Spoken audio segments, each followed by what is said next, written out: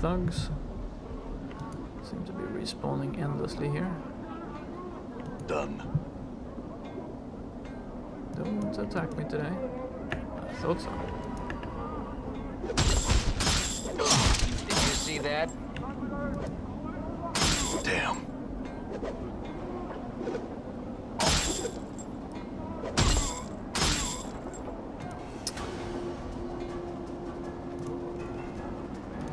Hearing. Done. On string. What?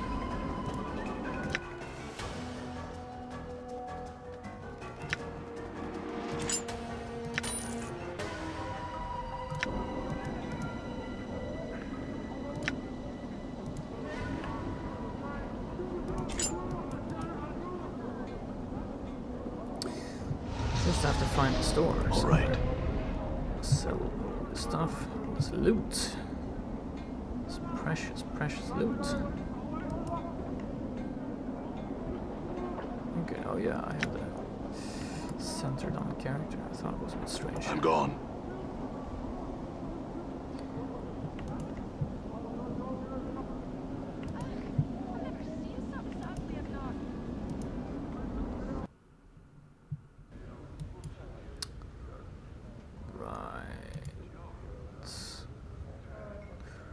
Norok is pulling at one of his spikes of hair and using it to scratch his face. I found out what's going on in the mausoleum, the dead sleep. Updated my journal. 1000 XP, wow. Norok's lines are very smooth out as you speak. Thanks, give I. He reaches into his robes and draws forth a lightsaber. No, a small bag, which he hands to you. Copper coin. Twice 100. Wow. Okay. Yes. Leave him alone. Well, let's talk to this dude, Emmerich. I had some questions for you. Can you tell me about the Dustman faction?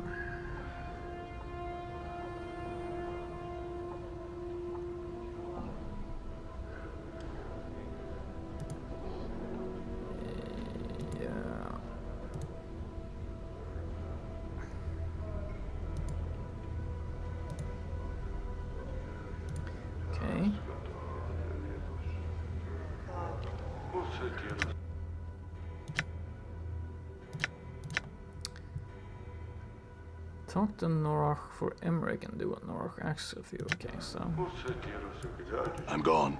maybe he has something else for us. Apparently not. Then it's not so easy for me to do a quest.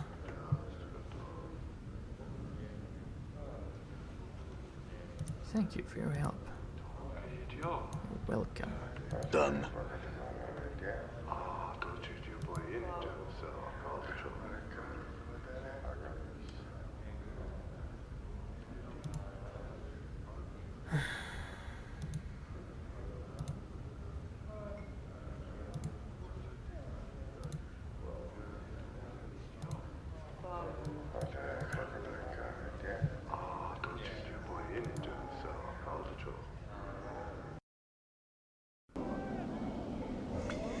Right, well, I took a break and had some more coffee, and then I figured out the problem. The problem is The problem with the mausoleum, the quest with the mausoleum, was not a faction quest. The faction quest that we got is actually to track down the thief disguised as a dustman. So that's what we should be doing. Apart from finding Farod and all of that other stuff. So yeah.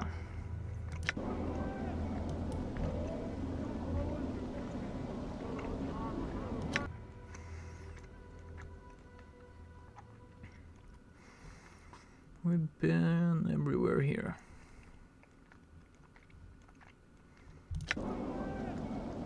But let's take a look around anyway. So we're not missing something interesting.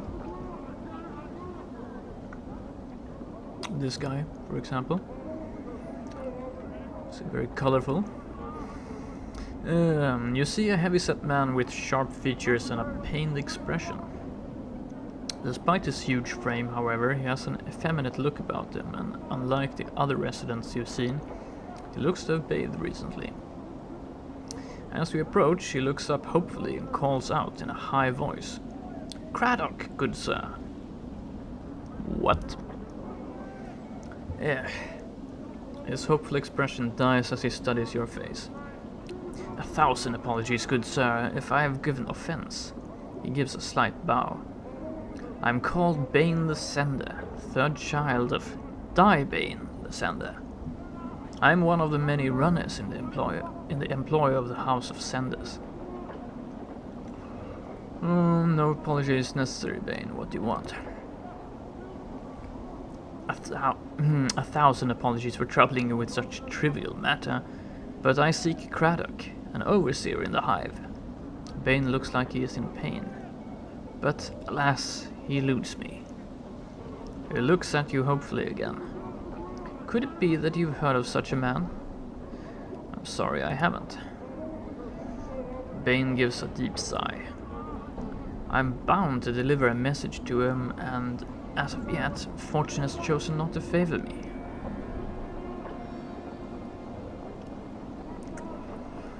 "Well, I could help you if I come across the man. I could pass along your message." Bane's face lights up like a lantern. "Oh, fortunate day for Bane and the House of Senders. Any assistance you could provide would be most welcome. If you can find this Craddock and pass along the message, I shall see to it that you are paid for your troubles. Alright, what's the message?" Bane recites the message almost like a mantra. "The shipment must be incursed by the 3rd day or there will be a penalty." Bane frowns. "I am told that Craddock will know of the shipment to which the message pertains." "If I see Craddock, I will pass along the message. Is there anything you can tell me about him before I go that might help me find him?" "He is said to be a giant of a man, stern of features. That he is an overseer in one of the hive marketplaces. Alas, I know little else than that, good sir." "I see, that's enough to go on for now." Bane bows. "Thank you, sir. Should fortune favor you and you are able to bear the message to Craddock, be so kind as to return and tell me of it. I will see to it that your efforts are rewarded." "Very well. Farewell, Bane." Updated my journal. Okay.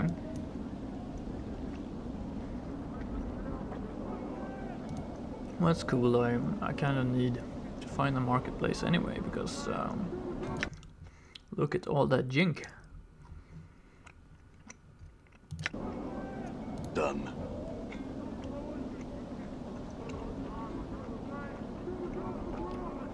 Pox. But this is the mortuary, right? Yeah. What a nice name, Pox. This cowled figure is hunched by the mortuary gate.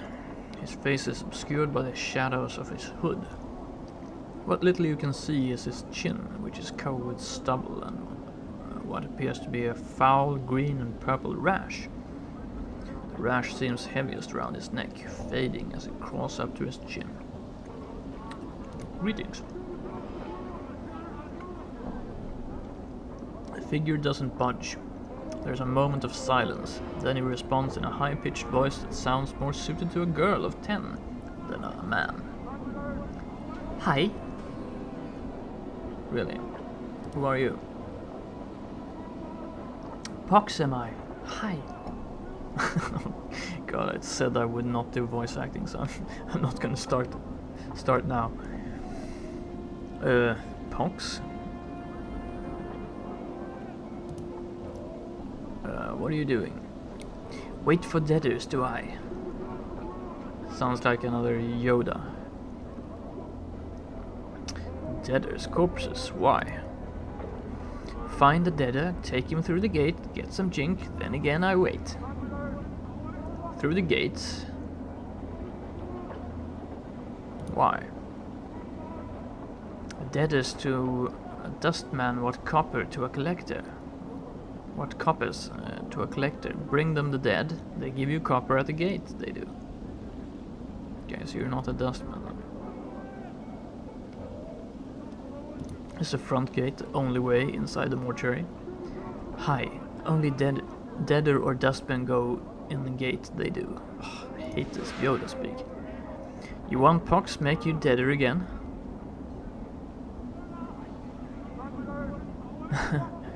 How about I pretend to be dead instead?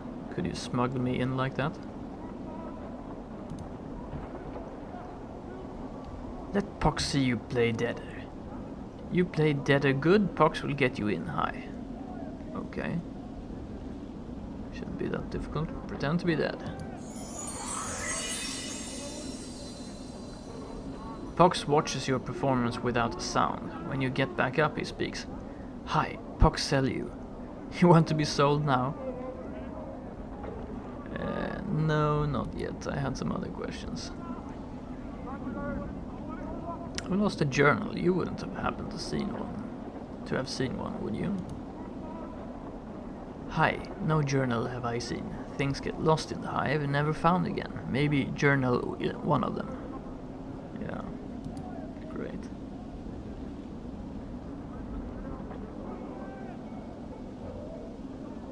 Do you know someone named Farad? Hi, Farad, collector, big. Name has weight, cast long shadow it does. Do you know where I might find him? Hi, in the hive. Here he is, somewheres. Can you be more specific? Hi, somewheres in the hive he is. Farad hide he does. Very hard finding he is. Not worth finding he is. Not worth finding. What do you mean? Hi, many hates him, other collectors even. Sharegrave hates him. Not like Farad at all, hi. Sharegrave. Sharegrave, big name, carry weight, cast long shadow he does. Tell Pox what to do he does. Would your boss, this Sharegrave, know where Farad is? Updated my journal. Hi, Sharegrave knows Darks he does. No Farad hiding he does. Sharegrave in Ragpicker Square, many blocks west of here. Hi. Say Sharegrave that Pox send you. Tell him Sharegrave become Share Copper with Poxy will. Or just hang you from your balls, if you have any.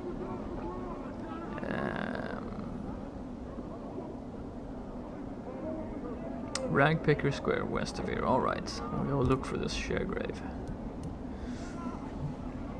Cool. Yeah, maybe we should go Done. there. Thugs, harlots. I'm gone. Those dudes. I'm gone.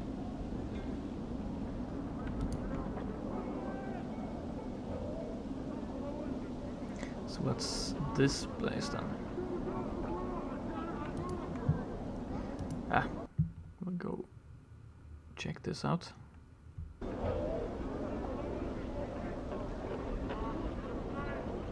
Okay.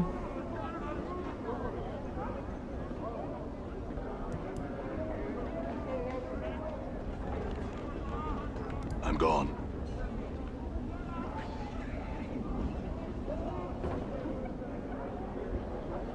Collector. All right. Done. Mourns for trees. This ash-covered tree looks like it has suffered greatly since being transplanted here. Yeah, I guess you would. Starved dog barking thug.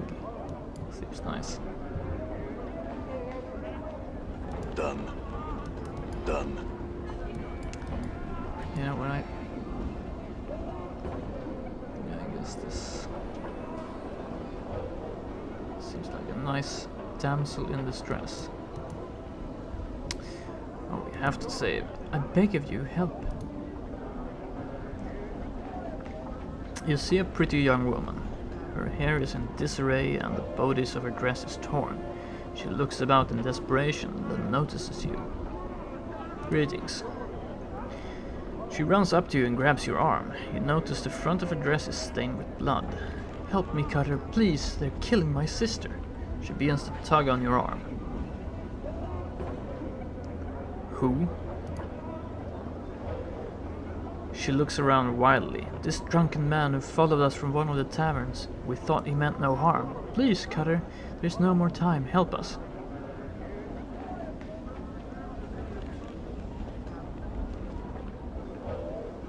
Wait, first you said they were killing her sister, now you say he is killing her. Which is it? She stares at you, unsure of what to say. I'm distraught. I made a mistake. She glances at the blood that stains her dress. Please help me, Cutter. Okay. Examine the blood on her dress. Nice. You glance down at her dress and look at the blood. Although it appears to be real, it has completely dried. It must be hours old. That blood's hours old. What are you up to? You see her eyes flick to the bloodstains and then back to you. You think you can hear a hint of nervousness in her voice. You're mistaken, Cutter. Please help me. My sister lies dying while we tarry.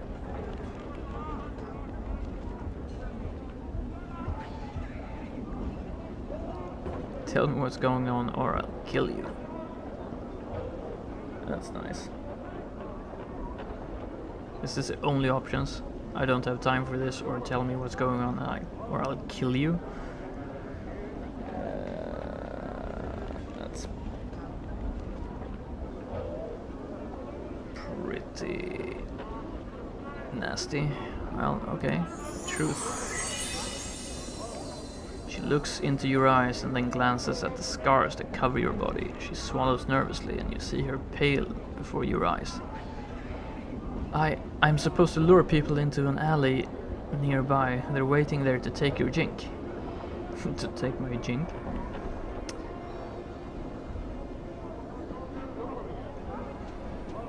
Let me give you some advice.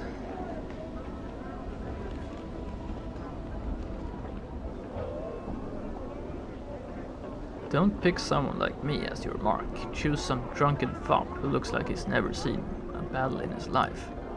She nods once curtly, and make sure he looks like he has more than a couple of coins to his name. Get out of here.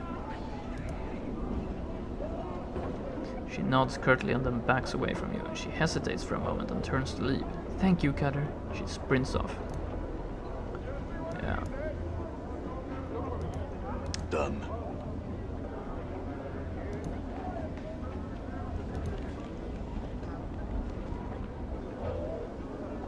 Angry Hydra, harlots, rake chaser, lots of dudes. All right.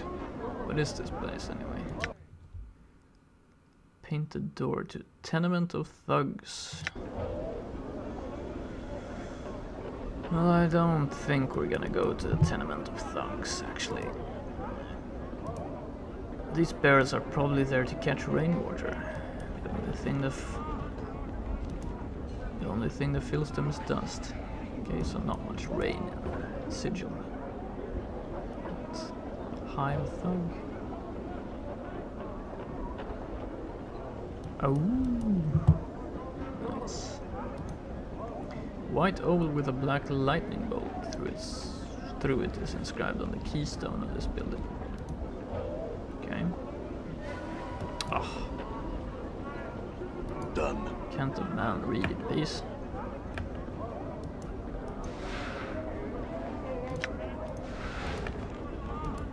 I'm gone.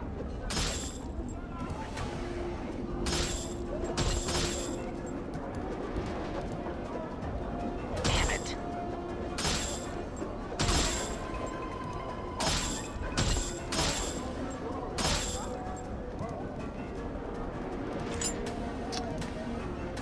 Jink. Done.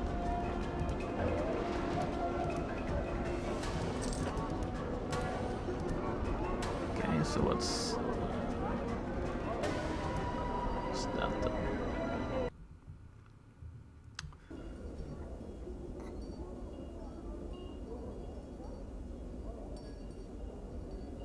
Okay.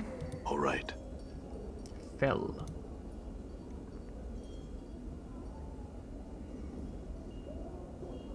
You see a Davis, but something about it strikes you as odd. It has the same shock of white hair, the same greenish cast to its skin, the same pair of goat horns.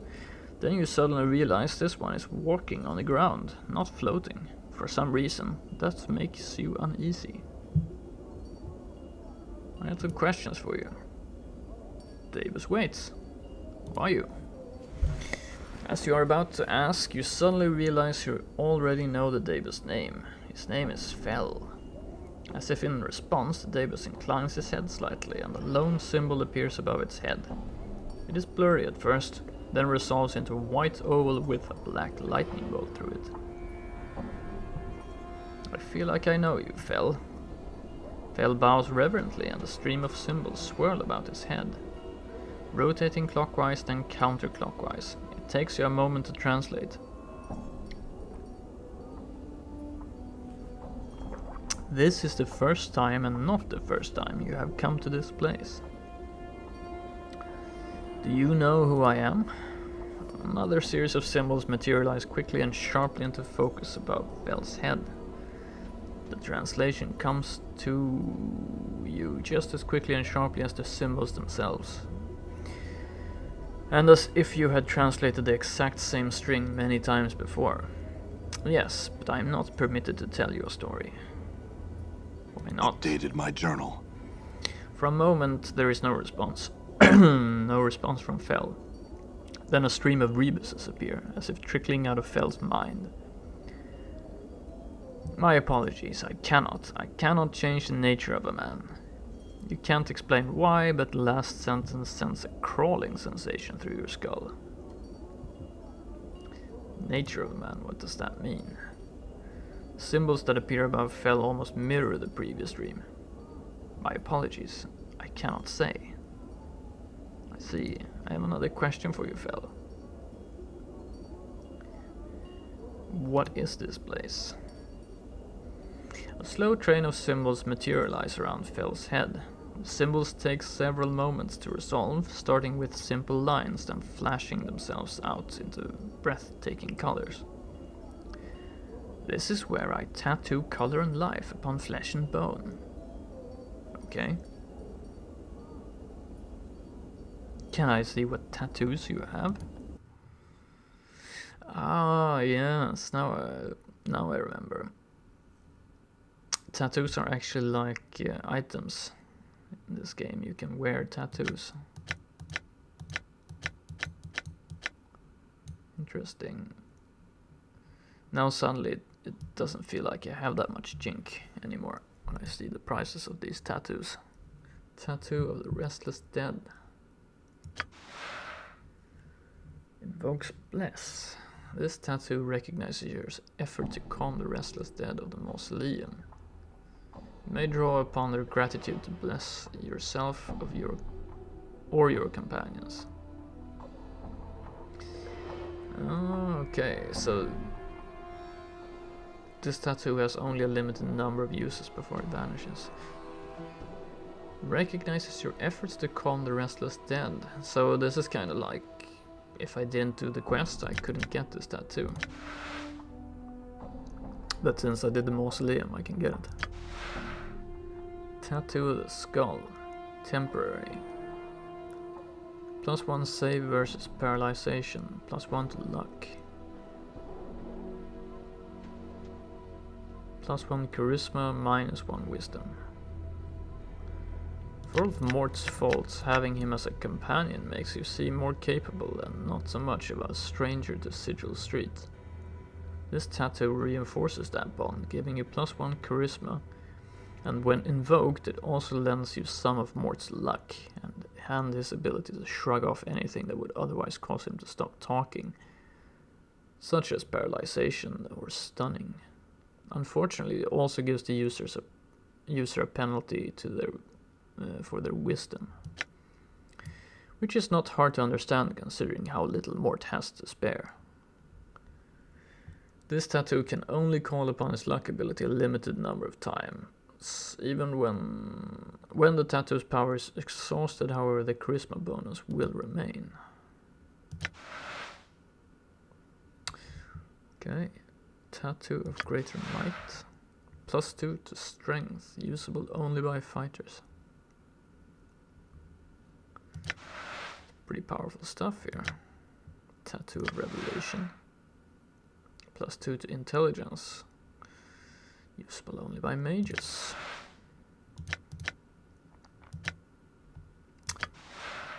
+1 to dexterity. Tattoo of enduring, +3 to base hit points. Pretty crappy. Tattoo of greater warding. +2 to armor class, that's pretty powerful.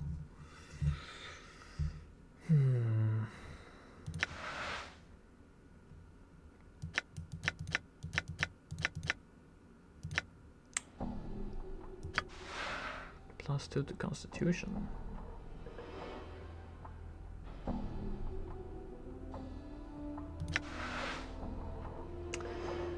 Interesting. Oh, wait, identify. You can do that. 100 coppers to identify.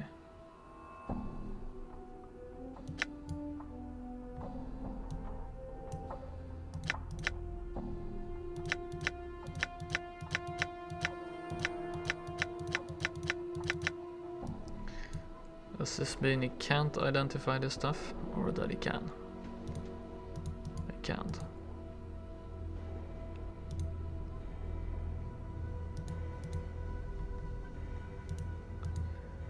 Okay.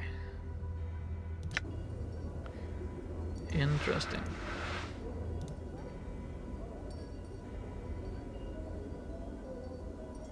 I had some questions. What lies beyond the curtain?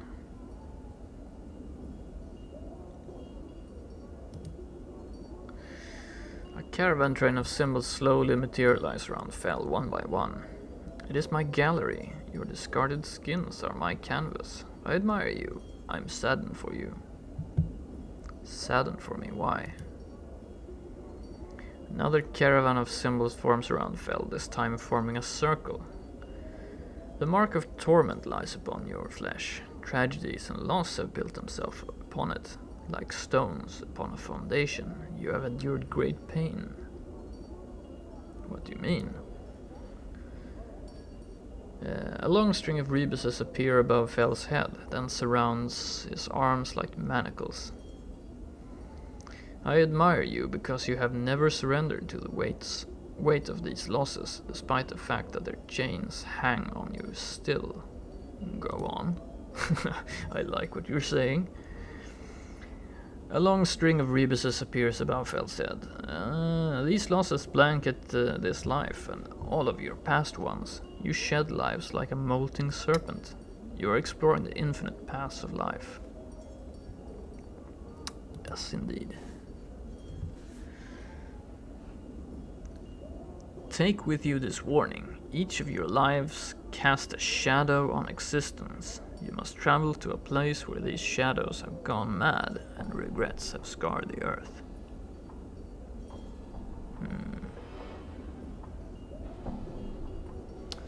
Is there anything else you can tell me? Do not sign anything. Okay.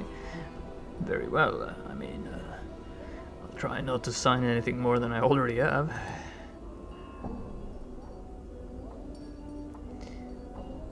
Another series of rebuses appear, forming a spiral. They have the texture of a question about them. Do you feel complete?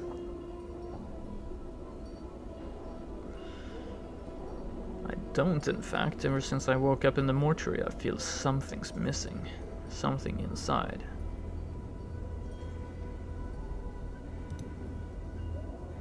Fell nods and a series of symbols materialize in a halo around him. You are strong. Keep faith and you shall become whole again. I'll try. I had some other questions. You say that you met me before, Fel. Do you know how I died? He does not respond for a moment, and slowly, menacingly, 3 symbols materialize above his head, each of them casting a long shadow. Shadows. Shadows? The 3 symbols whirl about each other, each leaving a faint, black, misty trail about them. They take on a ragged edge, like teeth and talons, and multiply. Where there were 3, there is 9. 9 becomes 27, until the room is a swarm of shadows. Many shadows. They streamed from the darkness, swarmed you, then left you to die. Why? The shadowed symbols swirl into one, then dissolve to be replaced with a simple symbol. I do not know. Well, I see. Can you tell me anything about these tattoos on my body? Fel studies your body for a moment, walking around you. He mirrors each symbol as he examines it, then returns to face you. I know them. None are on my hand. Can you tell me about some of them? Fel nods. Symbols appearing around him like fireflies. The ones upon your back were scribed with a careful hand and are directions for a mind that forgets itself. The symbol that lies upon your left shoulder is the mark of Torment. Torment. The symbol sharpens, gaining edges that are almost painful to your eyes. It is Torment. It is that which draws all tormented souls to you. Fel nods at your left arm, at your shoulder. Flesh knows it suffers even when the mind is forgotten, and so you wear the rune, always. Right. Okay. So we can get tattoos here. Interesting.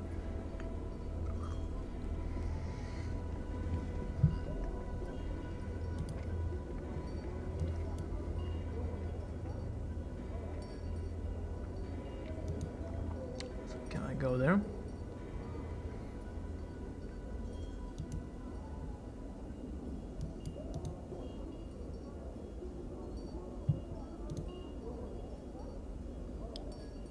Yeah, okay. Wasn't kidding when he said there were skins here. Human skin has been stretched across these wooden frames. The skins are covered with tattoos. That's a pretty big human right there.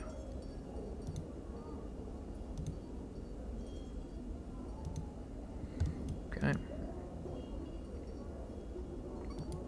Spooky.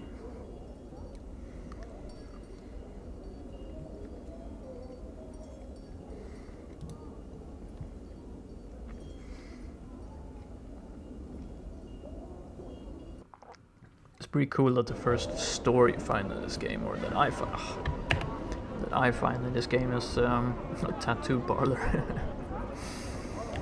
It's a bit different, yeah. Let's dispose of you guys. Damn it! Come on.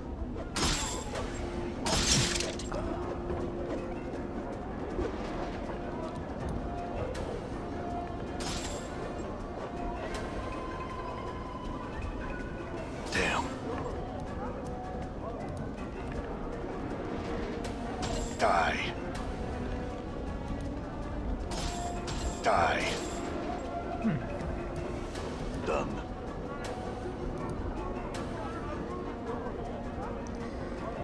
Okay, I'm gonna stop picking up gone. these rusty daggers. Worth it. Copper earring now. I'm gone.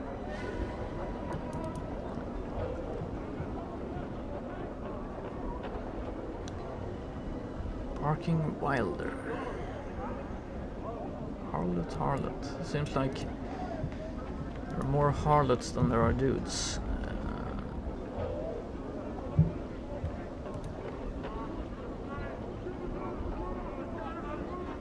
Done. Angry Harlot. What's this place? All right. I'm gone. I'm gone. Okay. Done.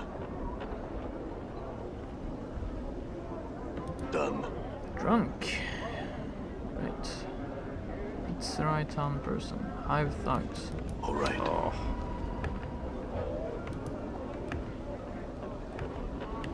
Guess I've been killing too many thugs, so now they really don't like me.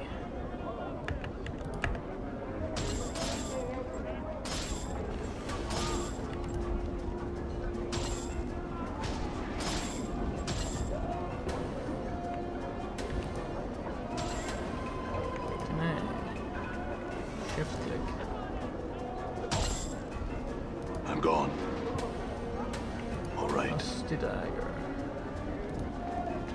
Okay. Done.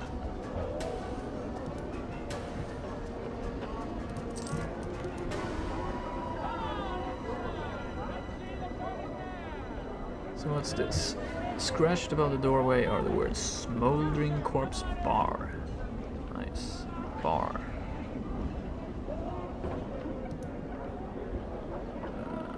It's exactly what we're gonna need now when we have all this coinage.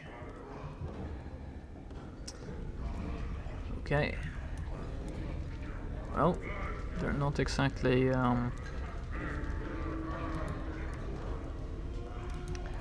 fits the description, I guess, because there's a smoldering corpse right there.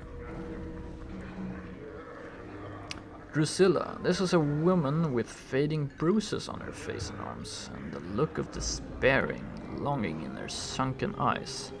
She might have been pretty once, but those days were long ago. She turns slowly to face you. Life pours into her features, and the spark of sardonic light that dances in her eyes now makes you wonder if your eyes were deceiving you. Welcome to the Smoldering Corpse, Guardman. Who are you? I'm Drusilla. You must be clueless. Don't ask me how I know that. It just shines off you. Shines, right. Answer some question. What can you tell me about this place? Here, this is the Smoldering Corpse, though the person smoldering ain't dead yet. He's just keeping himself alive till someone comes along to help him out. Sons who like to see people in pain come here. Fiends like it. Folks who don't much care for being bothered come here too. The name alone keeps up most of the burgs. Who is he anyway? Updated my journal. That despair you saw on her face before flits across it again like a black-winged shadow before she masters herself. That's Ignis, one of the greatest wizards ever to come out of this slummy excuse for a cesspool. They caught him and they opened a channel to the plane of fire through him, and now he's just a doorway for it, keeping himself alive by force of will alone. If someone could douse him for a few moments, it'd give him his life back again, but they don't make enough water to do that.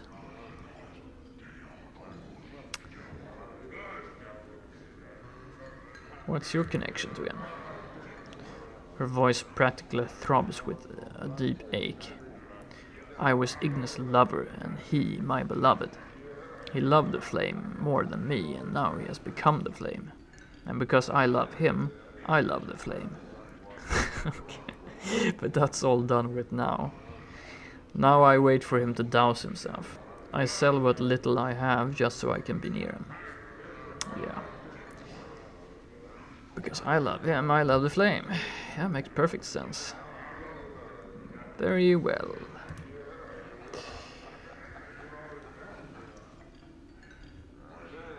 I'm looking for a collector by the name of Farad. Farad, she snickers. The collector king.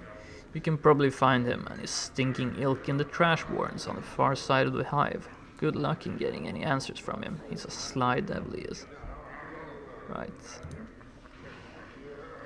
No. Ignis.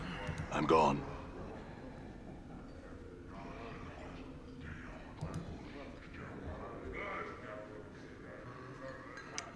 Creek knees. What's that?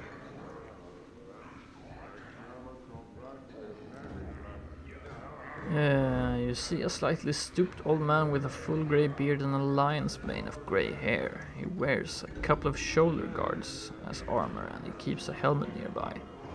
He smokes a pipe and carries a pouch of tobacco around his waist. He looks pretty strong, but he's a little plump and also appears to have some sort of breathing trouble. Well now, aren't you a sight, lad? Never have I seen so many scars blanketing a fellow. Like a scar cloak you're wearing. Where you been? Hanging out in a grain thrasher? He laughs. Oh, I'm just jesting with you, lad. No offense meant, and I hope no offense taken. I'm Neb. Eb, sorry. He extends his hand. Greetings, Eb. His handshake is firm. Now I hereby tender my apologies for the unfair jesting, lad. I hope no hard feelings. Can I buy you a tankard or two? Of something to smooth any ruffled feathers? Why not? That's the spirit.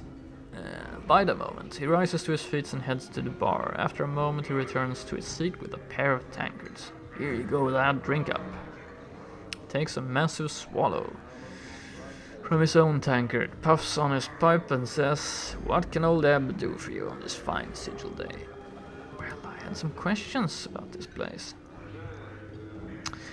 Oh well, I gathered that. Just to look at you. I mean, you don't look like you're from around these parts, lad. You look a little too out of sorts to be a seasoned native. Eb chuckles, then takes another drink. So what can I help you with, lad? Stop calling me lad every other sentence. You need to know the lay of the land. Eb winks. Yeah. Who are you? Eb Creekneys, third measure of the harmonium, now retired and being a tout with one's voice, since I don't step as lightly as I might these past 2-3 decades. He chuckles. Now, lad, who be you, and what trouble might you be in? Third measure of the harmonium. Eb puffs up slightly in pride and gets a semi-stern look on his face. Hey, third measure of the harmonium. Puffing my pipe. He relaxes a little. Though I haven't served a tour of duty in many a decade, pushing a quill wasn't quite up my alley after all the fights and skirmishes I've been in. So I just bide my time keeping tabs on things down here in the hive and helping out a little where I can. And you look like someone who might need a hand. Are you in some kind of trouble, lad?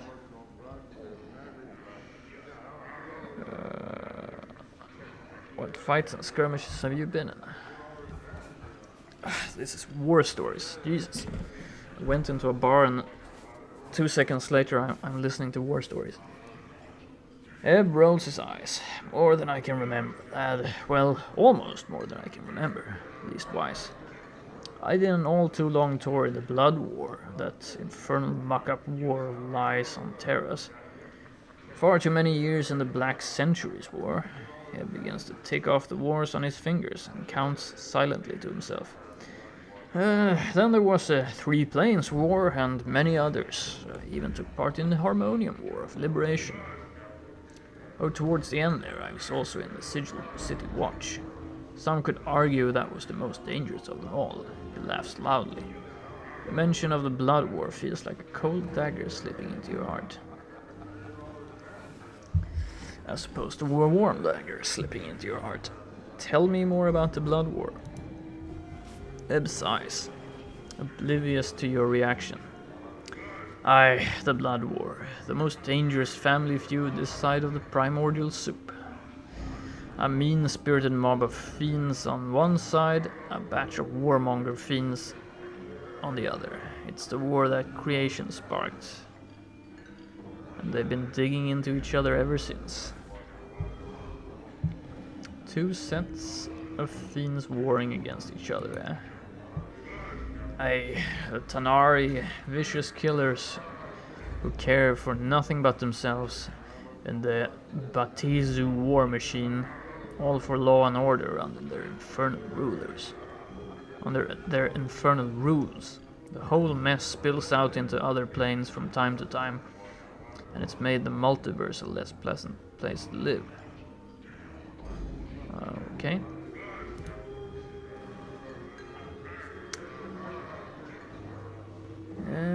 Do you know someone named Farad? Farad? Eb frowns, takes the pipe from his mouth. Now, lad, what you be wanting with a Burke like Farad?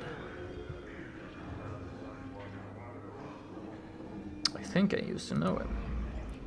Hey, well, the more's your misfortune then. Mayhap forgetting some things is better for you then. What do you know of him? Well, now, I don't know everything there is to know about old Farad, but I know some of the darks surrounding him. If you're determined to track down that spider and nail him to a wall, then I suppose I could spill some of the chant, so you know what you're tangling with. He pauses to tamp his pipe. Farad dug his nest deep into Ragpicker Square not too long ago. Got a bunch of collectors and gangs together and started what one could almost consider a collecting faction. Be that as it may be. Yeah, where can I find them? Well, lad, if you're looking for Farad, which I would say is pretty barmy of you, you're a little off the beaten path. You want to be finding Ragpicker Square. Chant is that Farad set up his kips somewhere in the square. Even an old fellow like me who's been around the ring a few times don't know exactly where. I figure that Farad wants to keep the dark on his location. Dark? Oh shit. If you're all bound and determined to find Farad, go to Ragpicker Square and try to dig up Farad's location from some of the locals. Try and be careful about it, since there's plenty in the square that would make a gut harp out of you as soon as you look at you. Yeah. Gut harp.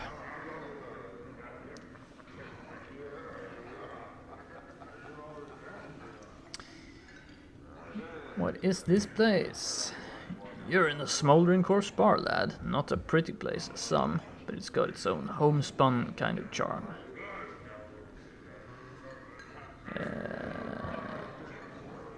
Tell me about the patrons. Well, you got O, who claims to be a letter instead of a person. Some mercy killers waiting around for a criminal. Pair of Abishai on furlough from the Blood War. A Gitzerai over there has been watching you from afar, not too unusual, mind you. They're Peary cutters. And the Lace down there, a clueless kid whose breeches seem to be just a bit too tight, if you get my meaning. If you're wanting information on the plains, talk to Candrian. Candrian Ilborn over there. He knows more than most, I know. Who's the Smoldering Corpse? Him? Oh, no corpse, lad. No dead or him. Near as we can tell, old Ignis is still alive inside that little roast spit. Near as we can figure, anyway. Eb wrinkles his nose. He can smell damnably awful sometimes, too. Keep me on the pipe to make sure I don't worm its way. To make sure it don't worm its way into my nose, it does. How did he get there? Ebb takes a smoke from his pipe, as if deciding how to phrase his comment. Well now, lad, Ignis had a smattering of problems, and some not slight wizardly magics to boot. And seldom do the two mix well, if you understand me. He liked to... Ebb puffs on his pike and smoke trails up. Well, he liked to burn things, and he started torching places and people, and generally making a bunch of trouble. And?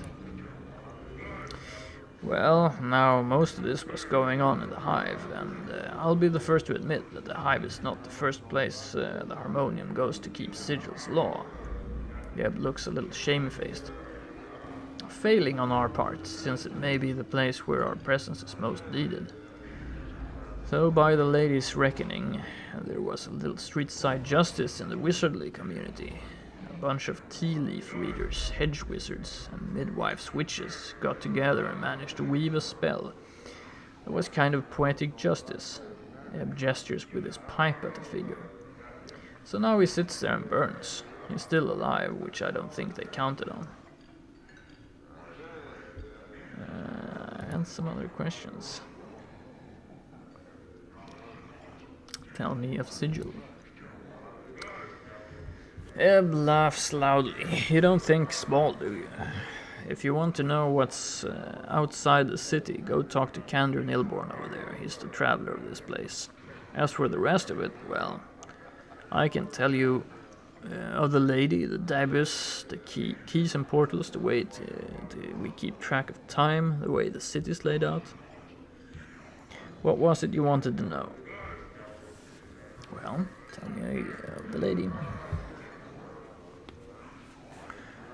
Well now, not many know much about her, lad, and I'm figuring even those that know more than a little don't know much more. She's a mystery, she is. And even should you run across her, powers forbid, she's silent and deadly. She's not evil, as far as I can tell, but she keeps the dark about herself and Sigil pretty tight. None's been able to penetrate it, and if they have, they've been maced. Yeah, I hate mace. Mace in the face. Maced, what do you mean? Hey, sometimes Bloods will be packed off to a place where they can't do no harm. The lady, see, she'll take a bit of Sigil and make a little dimensional pocket out of it. A maze. She places those that have crossed her in there and lets them rot. Ebb puffs his pipe. Now, you can't escape getting mazed once the lady sets her gaze on you, lad. She'll get you eventually, no matter how hard you try and dodge her. You'll be walking down an alley or about to step through a portal or take a left turn down the street.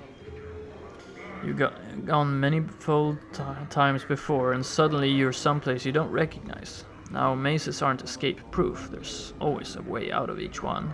A portal the lady places there. You just have to figure out where it is and how to use it. And some other questions. The Davis. Hey, those funny floating bloods that speak in symbols? Ebb laughs. Quite a piece of work, yeah. The Davis are kind of the lady's janitors and workmen, doing exactly what she wants. Make sure Sigil's running up to snuff. Patching walls, tearing down old buildings, building new ones, setting up portals, sealing off others, and so on. They're a pretty neutral faring bunch, and you don't want to interfere with one or kill one, or you'll bring the lady's wrath down on you right quick. Tell me of Sigil's time. The way we measure time in Sigil's by the brightness of the sky. See, we haven't got a sun and moon like most worlds. We just got this everlasting haze that brightens and darkens at regular cycles. What most folks call midnight, we call anti-peak. What they call noon, we call peak. See, it's based on the peak and anti-peak of the brightness. So when someone says something's about 5 hours past peak, that's what they mean. Tell me of the city's layout. Whew. Let me wet my tongue. He takes a pull from his tankard. Yeah, good idea. The city floats above an infinitely tall spire. The spire, it lies on its side, like a discarded wagon wheel. But there's no spokes that connect it to the spire. It's divided into 6 wards, each of them with its own function. Right now you're in the hive. I think the purpose of the hive is to be squalor to the rest of the city's grandeur. He laughs. Factions, philosophical clubs or gangs if you prefer, divide up the running of the city between them.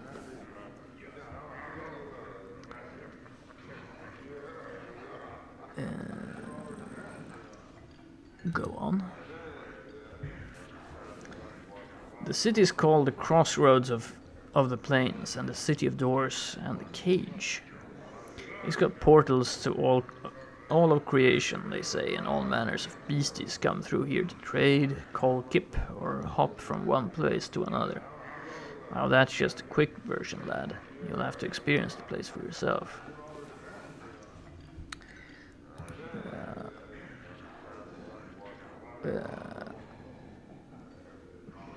Tell me, were you in a faction?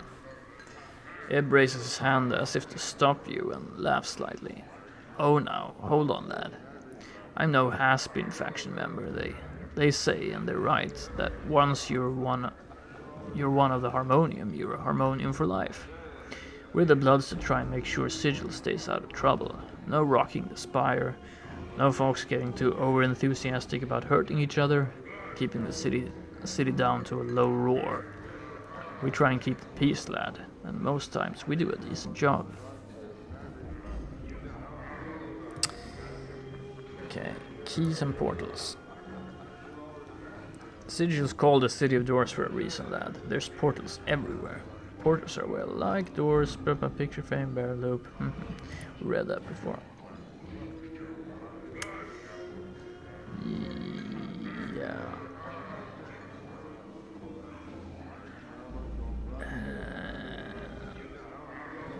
Now, while portals can be any bounded space, keys have a more variety. They can be anything from a tune, yes, you tell that girl kissing a man.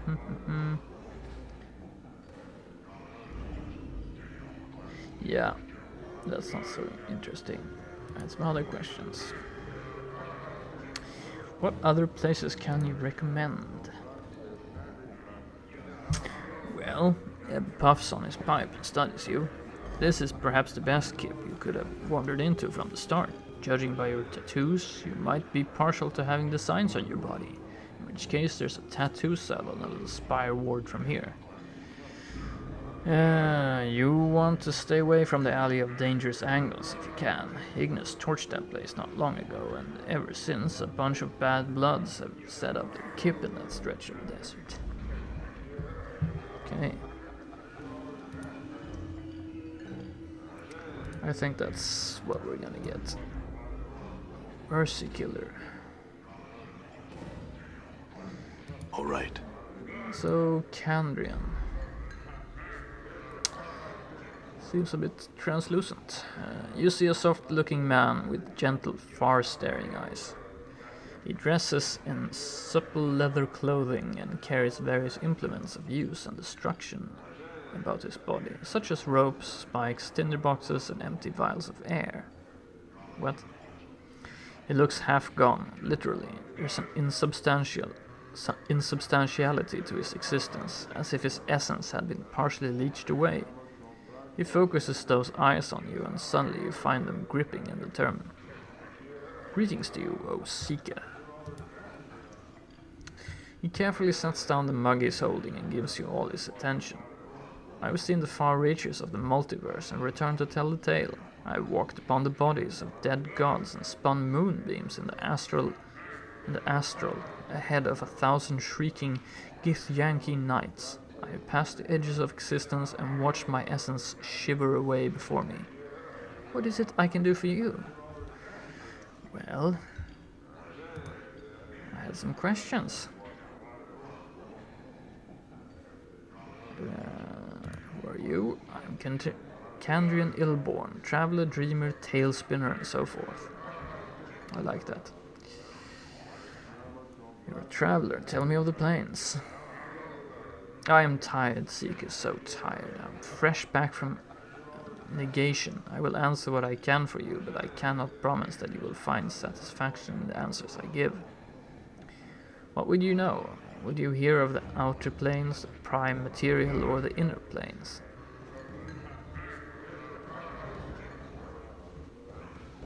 What's the difference? The difference is true essence, Seeker. The inner planes are matter, substance, true physicality. They are the building blocks of the multiverse, for it is from them that all belief in the elements spring. The inner planes filter through the ethereal plane of potential, some say, which forms the elements into the worlds of mortals. Once past the ethereal plane, one reaches the prime material, where exists all manner of mortals and monsters and myths and machines. It is there that belief is born, and there that the spirits that create the outer planes are born. When mortals die, they pass through the astral plane, and no place that is thought and mental. What? They pass through the astral plane, and no place that is thought and mental energy itself. What? It is in all things and in none. It is paradox, among other things, and it filters spirits into the great ring. Do you comprehend so far? Forget this line of questioning. Go on.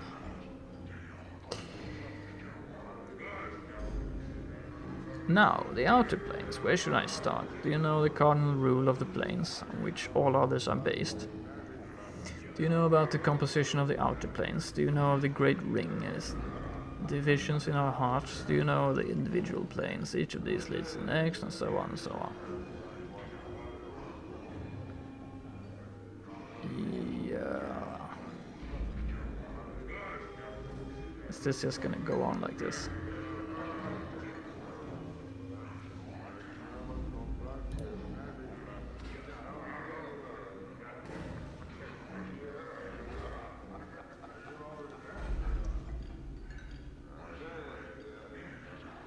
The outer planes are created of and by belief and thought and faith. They take their imagined form from the prime material plane, shaped into forms that stagger the imagination, built by the accumulation of belief. Belief creates the planes. Belief is power here. Change belief and you can change the nature of reality.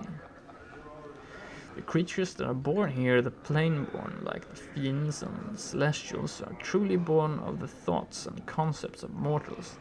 They each express some sort of ideal, and the more powerful the ideal, the more powerful the being. Thus, the being that symbolizes love is one of the strongest of all. Go on. That's why the powers, gods some call them, live out here. This is where all the faith in them comes. This is where they are at their most pure and most strong. Their realms are extensions of their very beings, manifestations of their godly essence, all of it informed by belief.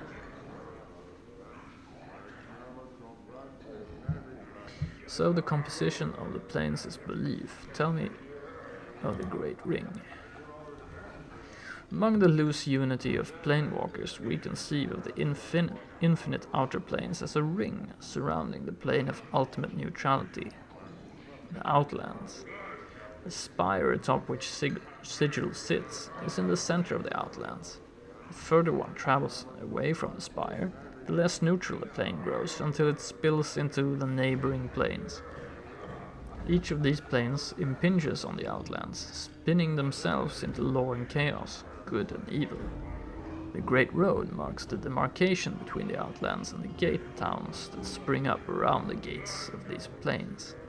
Beyond the gate towns lies the hinterlands, uncharted territory that is lost to history, but loses thought. Danger lies in the hinterlands. Go on. The outer planes differ by morality, not substance. For you, we'll divide the planes into three sets: the upper planes of good, the lower planes of evil, and the boundary planes of neutrality. These are then divided further by law and chaos, with the Outlands in the middle. Which of these interest you?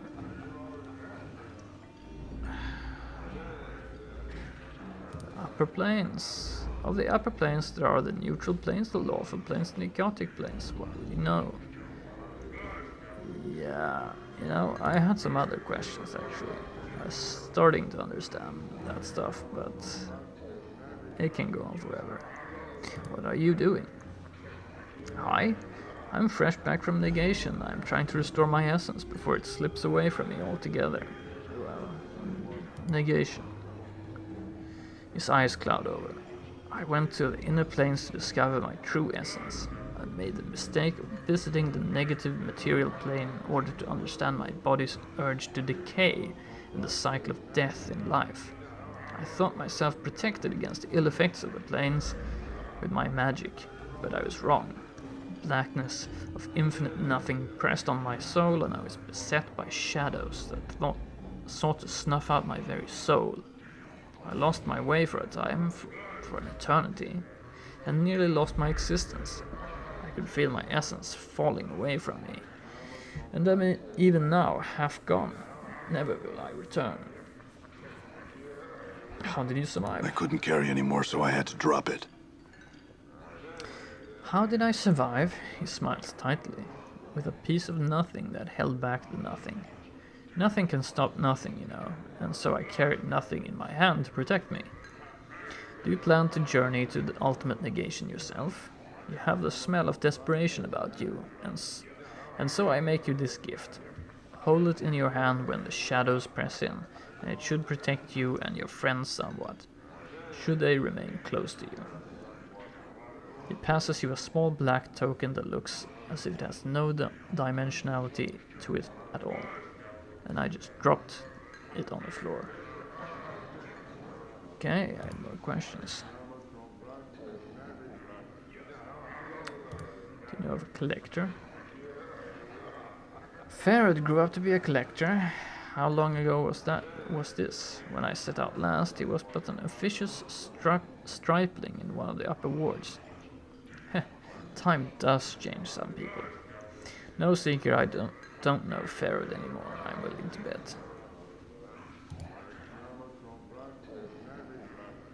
I'm looking for a journal I lost. No. Okay. I think we're done. What is this place? Unless the cosmos has shifted or we have been spun into the mazes, I would say that we're in the Smoldering Corpse Tavern. What can you tell me of the patrons? I mind my own business, you seeker, for I spend too much time away not minding it. Speak to the bartender if you would like to learn more of his customers. Farewell. Wow, all that talk about the dimensional planes.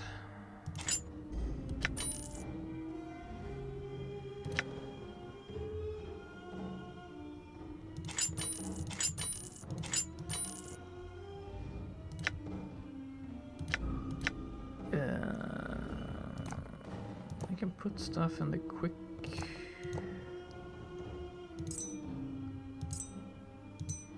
item slots.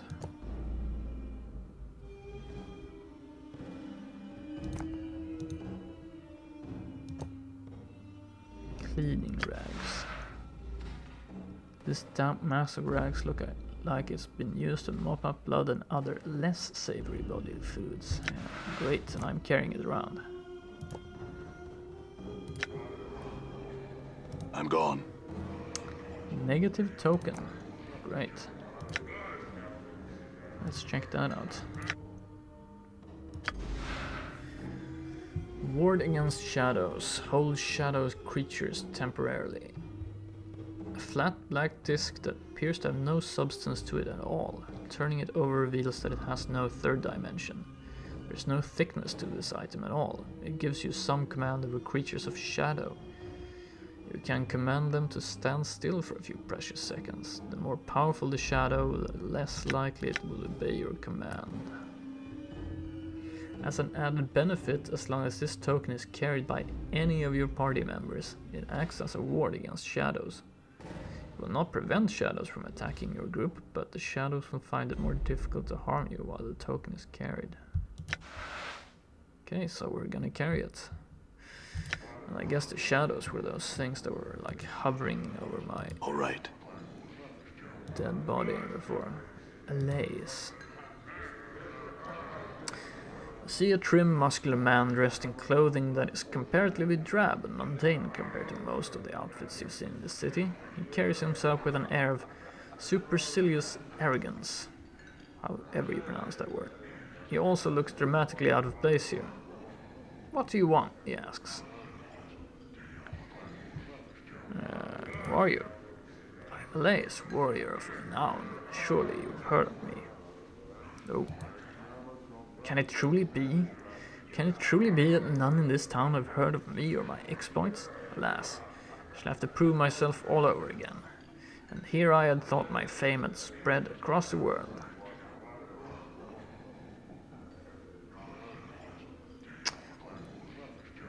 What world are you from? I come from the city of Aliburn, on the river Tyne. Surely you've heard of its glories and wonders. No matter, no matter. This place is benighted and ignorant when it comes to the splendors of true cities. I'm told that my lands is what is called a prime by the denizens of this city, though a prime of what, I don't know.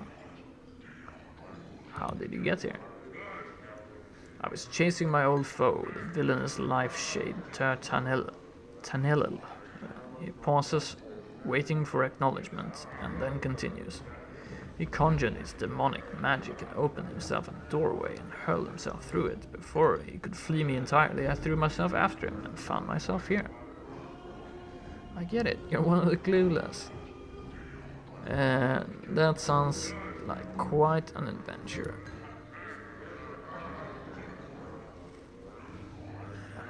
So you really don't know anything about this place. Done. This bar has seen a lot of use. The scoring of weapons and talents does not mask the grimy buildup of years worth of drinks that have crossed the surface of this bar. I'm gone. Okay. Ilquix and Barkus. Dakon. Oh. Let's talk to this guy. Dakon. The man before you is old. His dry yellow skin has the scars of one who has traveled everywhere and never rested long in any one place. His pinched face is inhumanely angular, and his ears sweep out from his skull, tapering to points. He wears a loose-fitting orange tunic, and a strange shimmering blade is strapped across his back. The blade looks to be a two-pronged glaive, made of some metal whose surface swirls like a film of oil on a pond. Okay, greetings. The man turns to you, his eyes like polished coal. He stares through you, and for a moment you wonder if he might be blind. The weapon suddenly turns a dead, flat black, mirroring the man's eyes. Are you alright? Hail, traveler. He says nothing for a moment, merely searches your face with his eyes. Hail, traveler. His voice is quiet and somber, like a wind whispering through the branches of a great tree. Your eyes have the weight of one who has traveled far to be in this place. Yeah, you could say that. The man's gaze does not waver from yours. I am known as Dakon. He emphasizes the places on the word known. The emphasis on the places on that. The emphasis he places on the word known strikes you as odd, yet familiar at the same time. You are not known to me.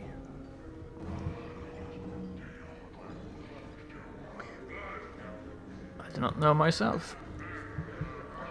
That is for the best. In knowing yourself, there would be little in the plains left worth knowing.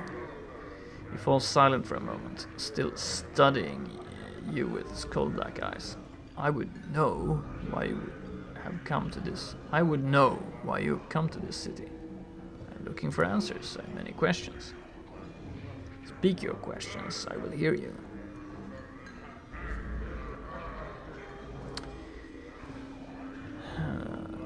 Your features are unfamiliar to me. What are you? A Githzerai. A Githzerai? A Githzerai is one of the people. One of the people? A Githzerai. Yes. But what are the Githzerai exactly? Dakon is silent for a moment, then speaks. Our history does not need to be made known to you. We would bleed to death on Time's Blade before I recited a fraction of the histories of our people. I don't need to know your histories, but I would know of your people as they are now. Dakon is silent for a moment. No, this and accepted as an answer.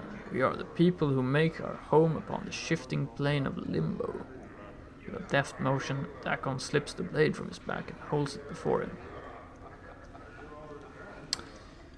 Wait, see what happens.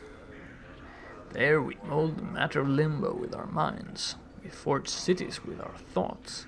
As you watch, a series of rippling waves of metal begin to roll forth from the center of the blade. The pitch and crest of the waves match the inflections in Dakon's voice. In its chaos we dwell, with only our knowing to preserve us. We are the Githzerai.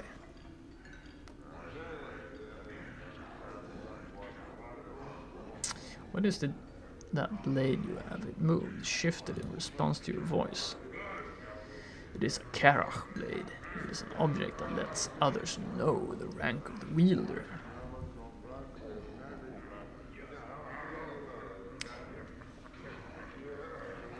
Karach, what does that mean?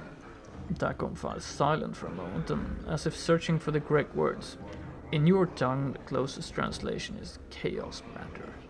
The people may shape it with their thoughts.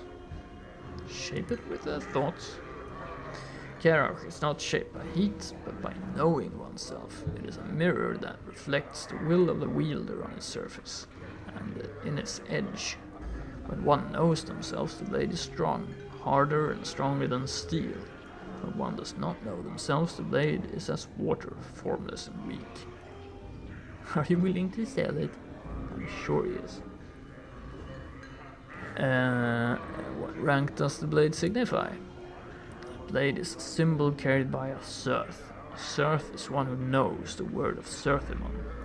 In knowing the words of Surthimon, they know themselves. Surthimon? Surthimon founded our race. He knew the Githzerai before they knew themselves. He defined the people, he gave them one mind. And what is the blade made of again?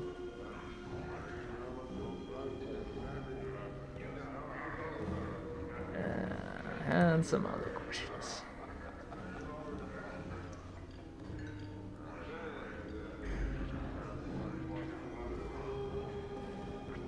Can you tell me about this city?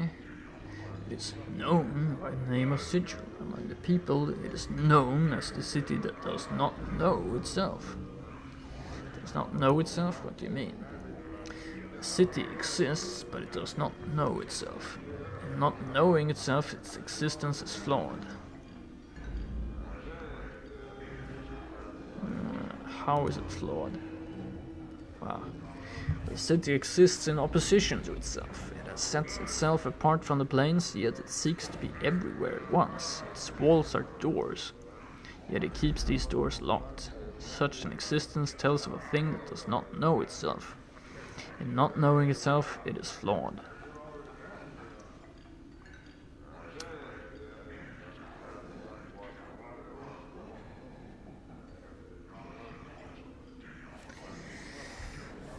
When you say that this city is everywhere at once, yeah, I understand what that is. Walls are doors, yeah.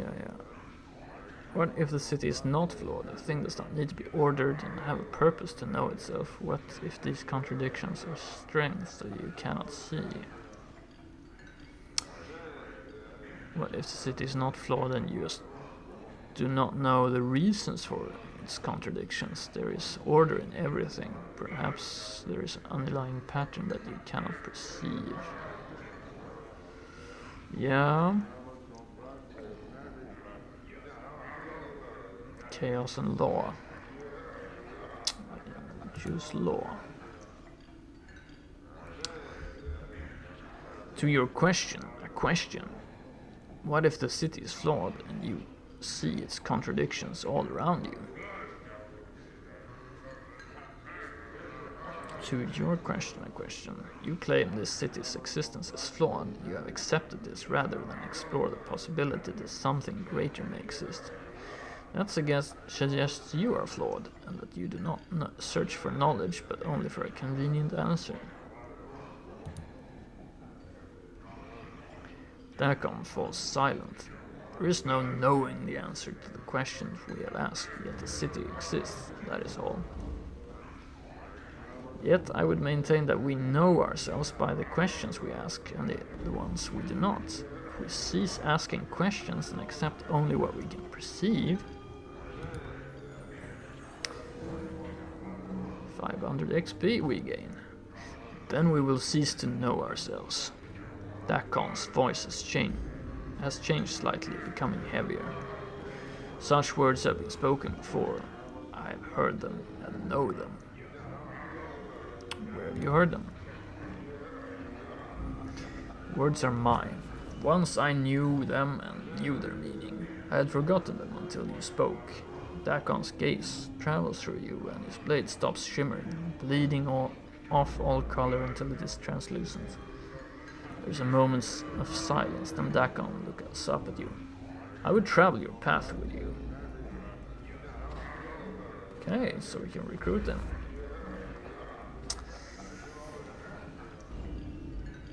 I consider it. An extra blade would be welcome.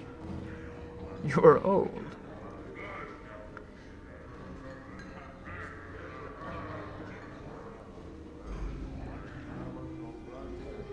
Yeah, I accept. An extra blade would be welcome. Your path is mine.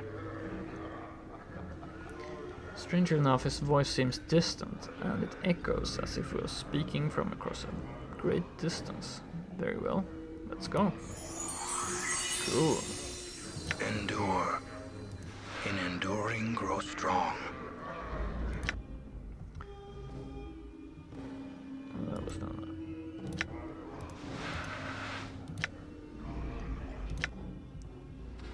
Dakon, Fighter Mage.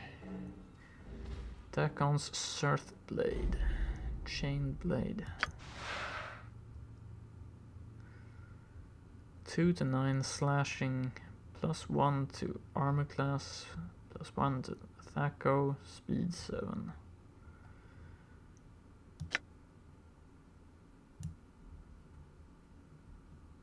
Blade appears to have a special religious significance for Dakon. Dakon has wound a series of parchment around the hilt of the blade. These appears to be mantras dedicated to Surthamon. Well, I think it's... what's this? It's a pretty decent fighter. Usable only by Dakon. This small round stone is the Unbroken Circle of Surthamon. The Unbroken Circle is a Surth religious text containing teachings of Surthamon, the founder of the Githzerai people. The circle is made up of a series of interlocking circles that fold out from one another, depending on which branch the reader wishes to follow. In the Path of Teachings, it is said that some of Surths spend years poring over the combinations of the plates, looking for new significance in the teachings. Dakon seems to use the text as a means of focusing his spellcasting abilities, for he pores over the tablet occasionally, memorizing the words. Okay, so I can use it.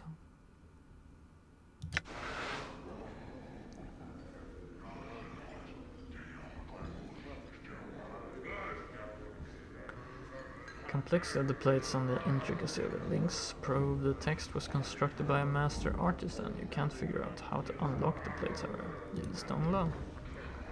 Okay. Whispering Flask.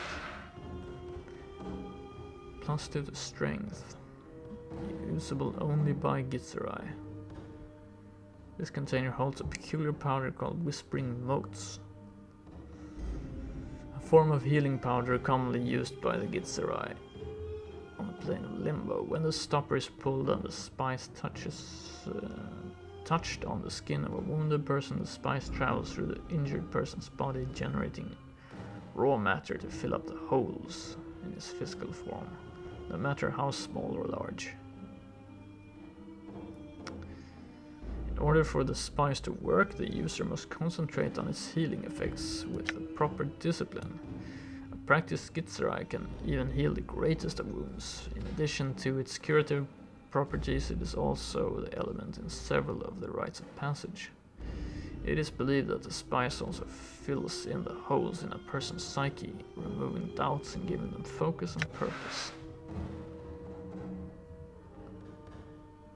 Okay. There you go.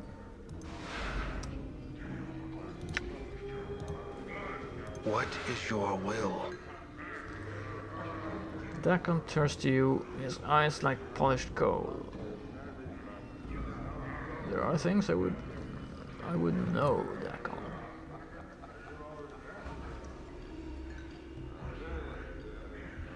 That's questions about the Gitzerai.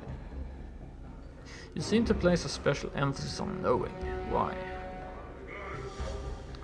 All things, whether structure or flesh, their existence is defined by their knowing of themselves.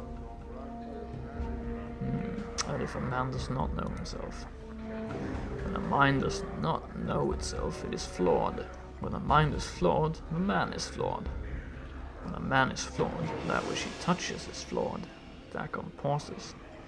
It is said that what a flawed man sees, his hands make broken.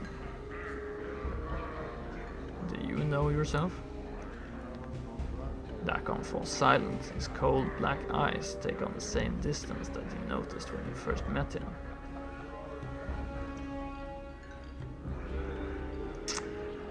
Well, never mind.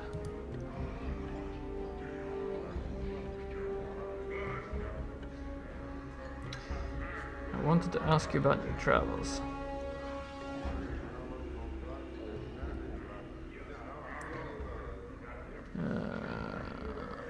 Do you know of a man named Farad? No. Talk about your teachings.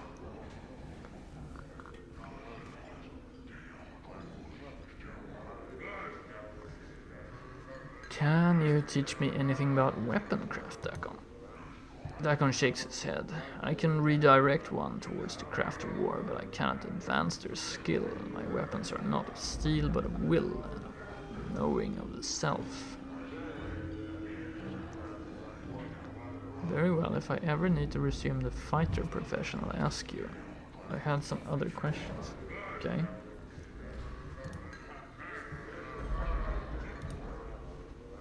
Can you teach me anything of the art? Know that I'm not a teacher in this, but know that I may serve as a guide. I do not know how humans come to be versed in the art, but when you learn the art, return and ask again. I'll ask again when I'm a mage, then, in the meantime, I'll see if I can find a mage teacher. Okay, so you can tell me something if I become a mage. Cool.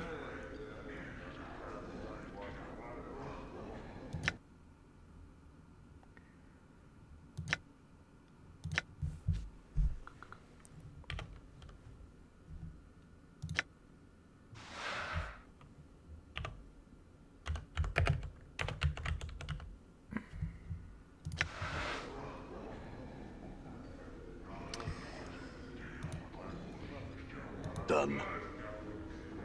Oh. You see a man standing stock still. He isn't moving a muscle. On closer examination, it appears he isn't even breathing, just standing. His eye sockets are empty holes in his face. Contained within their bounds It's a flat grey light that seems to dance with possibility, whatever that means. Looking into his sockets, the eerie, empty feeling of limitless void shivers through you, as if you had gazed into a sliver of eternity. Head slowly swivels towards you.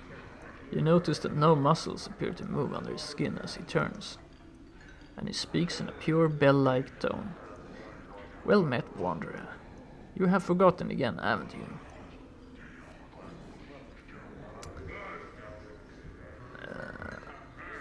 Do you know me, stranger? As he opens his mouth, you get the feeling of eternity again. Inside his mouth, you see no tongue, no teeth. It's almost as if this man were a shell surrounding an illimitable expanse. I've spoken with you before, and always you forget. Your endless quest to discover yourself ends always in your amnesia. You draw close to the truth and recoil. Let us hope that you have the strength to endure your existence. What do you know of me? How do you know this? I know that you, like a fly, rise up from the wreckage of your old shell, buzz about for a time and curl up and die at the window of truth. You bumble about the pain, seeking the light without any plan to your actions, and fall exhausted when you fail. You alight on others to feed from them for a time and move on with no regard to them. I watched you come here and listened to your words, and watched you move away no wiser. Will you learn from your mistakes, Seeker? I don't think I like your tone. Who are you? I am O. For some reason, when he speaks his name, it sounds like he's speaking of much more than a single letter, as if the speaking of his name contained untold possibilities and nuances. No human tongue could ever create such a sound. What sort of a name is that? It's my name. It is the name of a portion of eternity. I am a letter in the divine alphabet. Understanding me leads to understanding existence. I have written the true names of half of everything. My being encompasses truth. I am mathematic, organic, metaphysic. So what does that mean? The divine alphabet is written the name of everything that exists, from the seed at the hearts of the elemental planes to the core of the great beyond. My brother, sisters, a single word translates into the two in your mind. And I reach across all that is, was, or ever shall be. We are thought and reality and concept and the unimaginable. Yeah. Blah blah. Tell me about the great beyond. And that means you know all the secrets of existence, doesn't it? I know parts of many of them. Without a connection to my brother's sisters, I am but a letter. Alone, I am a symbol. Combined, we are language and power. So you don't know the secrets of existence. I did not say that. A letter is still a powerful force even on its own. Allow me to show you. He opens his mouth wider and wider still. The mask of his face tears around his eyes, mouth, and nose, revealing that hint of eternity you glimpsed earlier. You are lost in it, adrift in it, a part of it. You return to your mundane senses and realize that O has vanished, yet somehow your horizons have expanded. Enlightenment has brushed you, however briefly, across the brow. That was indescribable. Okay, wow. I gained wisdom permanently, I guess. Cool. Well, then I'm not gonna complain. It's pretty tiresome.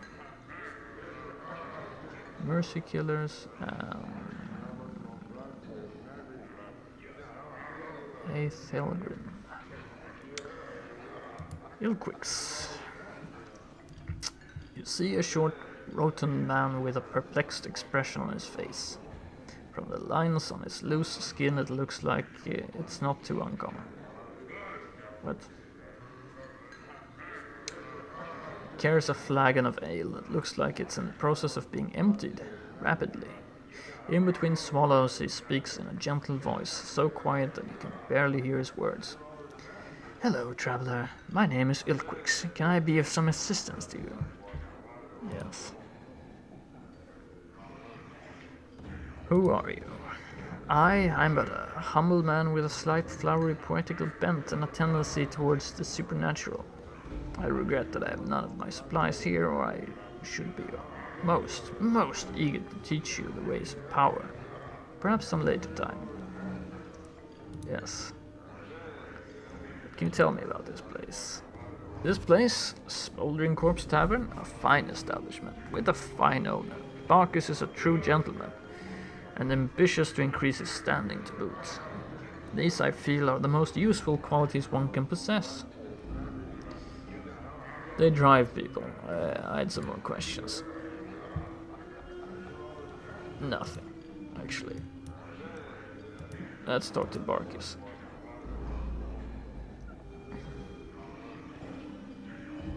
You see a leather-skinned man with just a hint of ashen color to his face. His teeth seem sharper than normal, and his eyes are filled with the boredom that comes with having seen too much.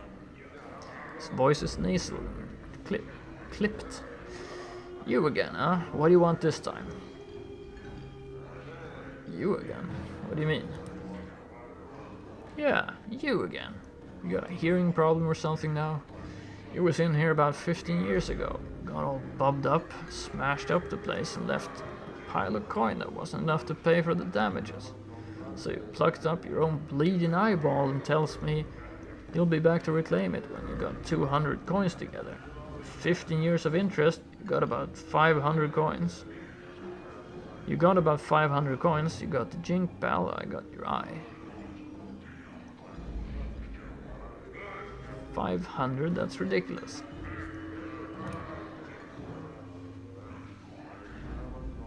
He pauses for a moment, considering.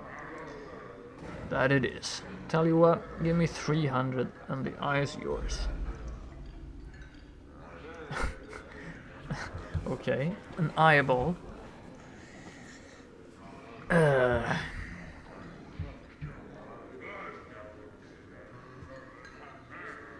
Yeah, sure.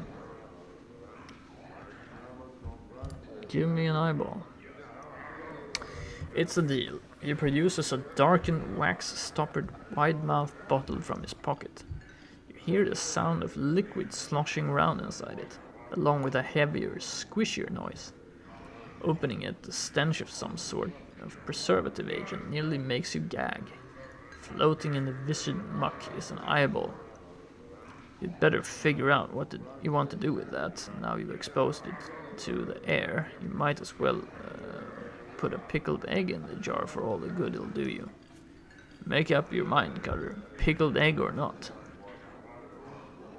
Tear out your eyeball and place this one in the eye socket, or watch it rot.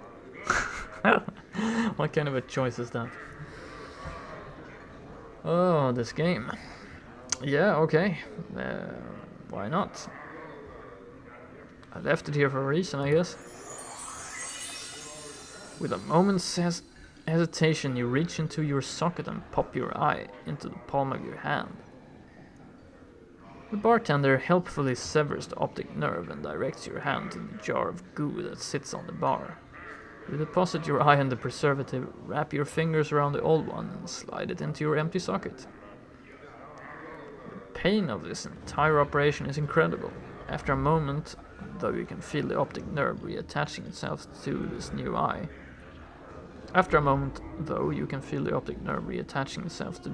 And suddenly you're hit by a flash of memory. Absorb it. Memory flash.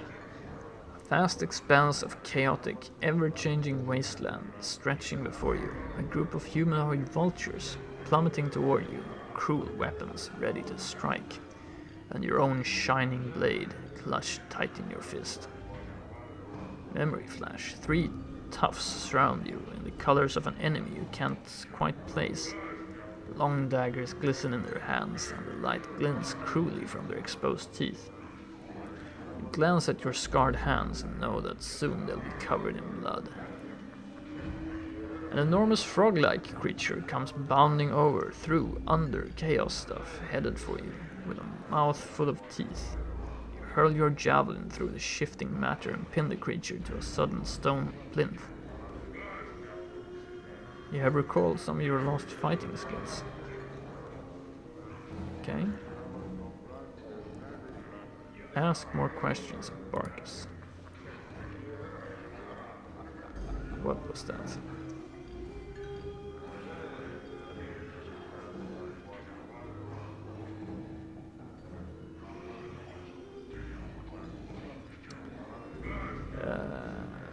Okay, who are you? I'm Barkus, owner and keeper of this place. Then you're the person to ask questions of. What is this place? Didn't you see the sign out front? Didn't you see the Burke burning over the furnace when you came in? It's a smoldering corpse.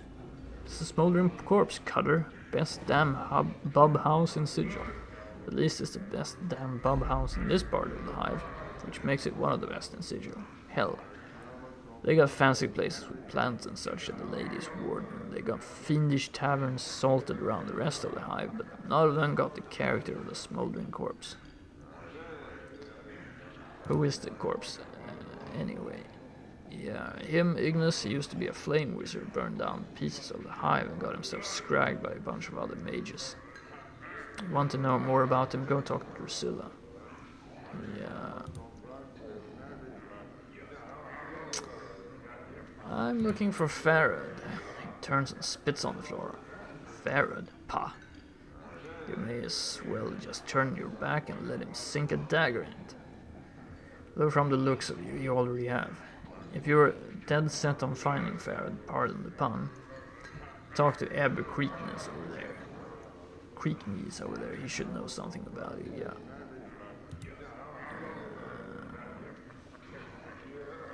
Want something to drink?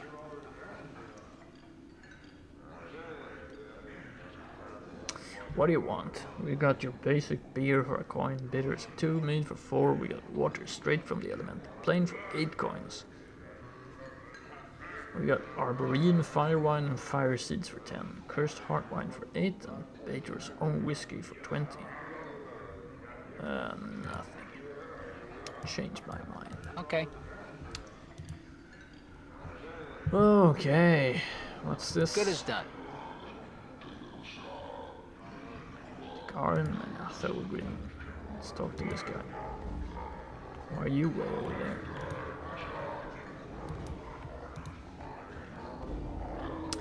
You see a scaled fiend that looks very similar to the one standing next to him. In addition to the pierced left ears, both are black-hued and reptilian, with bat wings tucked against themselves. This one is missing a tooth on its right side. Ah, Tigar, it says. Our old friend has returned to pay us a visit. So he has, Athelgrin, so he has. Yet his eyes do not gleam as once they did. What do you suppose brings him back to us? What does bring you back to us, friend? Who are you? Ah, Athelgrin, time has robbed our companion's memory. You honestly do not recall us, do you? Truly, I am grieved. But, as am I, Tigarin, truly aggrieved. Yet, I rest easy. It has, after all, been many hundreds of years, and we know how the minds of mortals tend to dissipate with age. Ah, well spoken. Old friend, we are a pair of Abishai, on leave from our current assignments in Baitor. I am Tigarin, the thrice damned, so named for my ability to find the best in every situation. Okay. This is Athelgrin, who has earned himself no special name, though not for lack of trying. What do you mean? Athelgrin ignores you as it responds to his companion. Once again, Tigarin, you have cut straight to the truth of the matter. though perhaps it is best not to have earned the sort of notice one bearing the name Thrice Damned must surely have incurred. I had some other questions. Mort whispers to you. Boss, I don't like this. They're not supposed to be here. The Blood War hasn't kicked the Celestials' asses bad enough that any fiend can go on furlough. They want something. Tread carefully. In the meantime, the guard continues to respond to its companion. In its turn, Tegaren ignores you as it replies to his comrade. Once again, I maintain that any notice is better than no notice at all. The Abishai turns to you. Old friend, does this answer your question as to our identities? I suppose it will have to. I had some other questions. What are you doing? What are we doing? Why, is it not perfectly clear, old friend? We are on leave from our beloved assignment, taking for ourselves some much-needed rest, and perhaps inducing some additional recruitments for our glorious cause. Superiors fully support our presence, to be sure.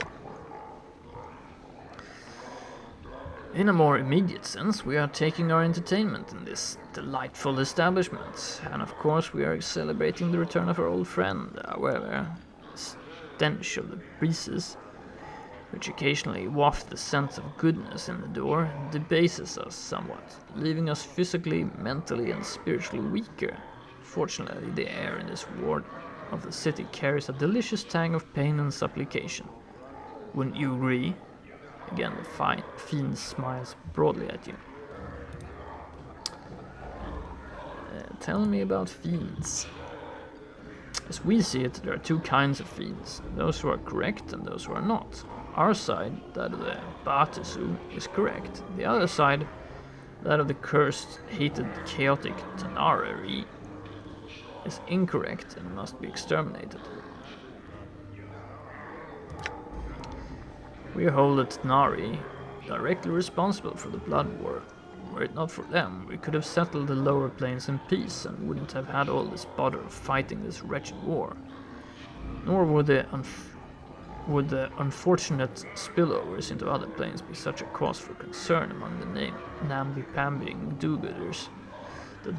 The Tanari are directly to blame for the multiverse's sad state of affair.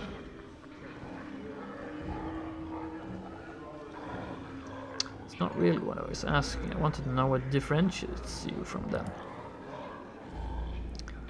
The fiend pauses for a moment and then brightens. Ah yes, you see, we represent law and order. Those who break the law must be punished. If we have no law, we have only anarchy, and surely you can see what anarchy has done for the abyss. It has spawned horrors beyond imagining. Any excesses the Baitsu state may have indulged in are simply to counter the rising tide of chaos represented by the Tanari. We mean no harm to anyone, we just prefer to understand where the boundaries are. I see. Do you know Farad? Farad, I've heard the name. Is he not a sage of some sort? A necromancer? Or is it a diviner of rubbish? I've heard of him, friend, but I've not had the pleasure of his company. Perhaps one of the other patrons here can help you. Perhaps. Well. Done.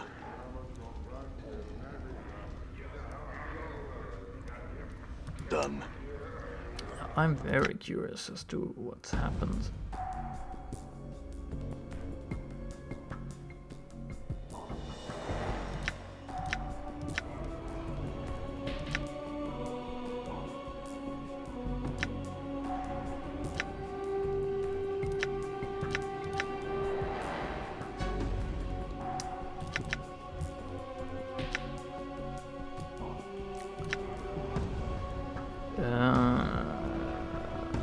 Wonder what happened actually.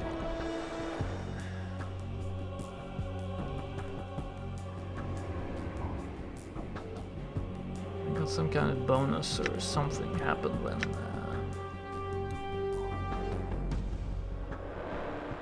weapon proficiencies. I don't remember if I had weapon proficiencies before, so I'll have to check that.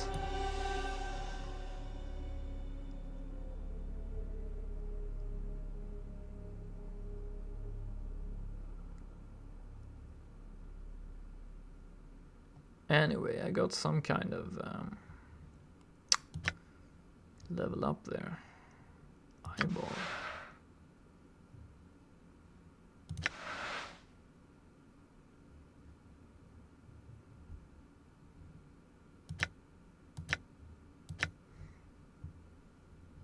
Which was nice. Okay, so let's talk to Ignis. This crackling, billowing creature twists slowly above an iron grill on the floor of the bar. It may have once been human, but now its skin is charred beyond recognition. Streams of fire form a wreath around the creature's body, and the flames lick at the few remaining pockets of flesh, causing them to bubble and run like wax down the creature's skeletal frame. Examine the smoldering corpse. The heat surrounding this creature is incredible. To your surprise, the iron grill the creature floats above has sagged and bent from the heat. First you thought the heat came from the grill, but now you realize it emanates from the creature. As you watch, flecks of ash drift from the writhing corpse and float slowly to the ceiling. Greetings. The thing makes no response. It writhes slowly within the flames. It lives, but it does not seem aware of anything other than the fire that surrounds it. Its skin is flame, its heart is flame, and you know within some shadow corner of your memory that this thing is dangerous. Oh, let's leave it alone. I'm gone.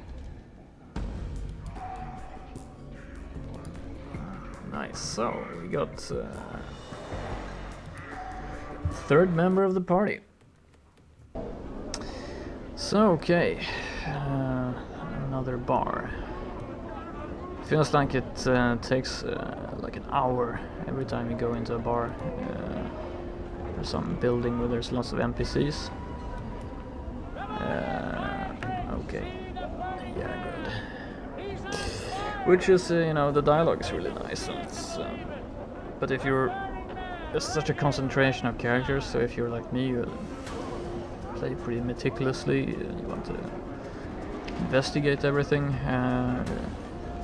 going into one of these places really takes time. It's okay, but we got our third party member, and we're just about to test out his Surth blade here. This guy. Yeah, not so happy now, are you? Sure, why not? Rusty daggers. I'm gone. So what about you guys? Are you gonna aggro us? All right.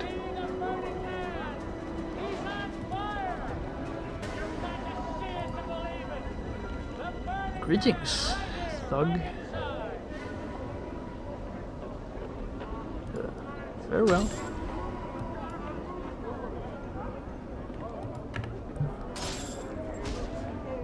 I don't know. Ooh, somebody took 12 damage. Did you see that? Damn.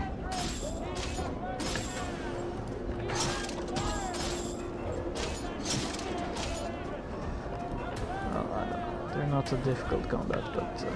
What's up? Done. Yeah. Sure, why not?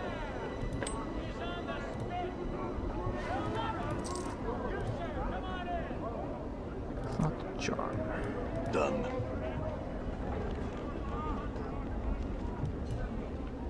I'm gone. Oh, again.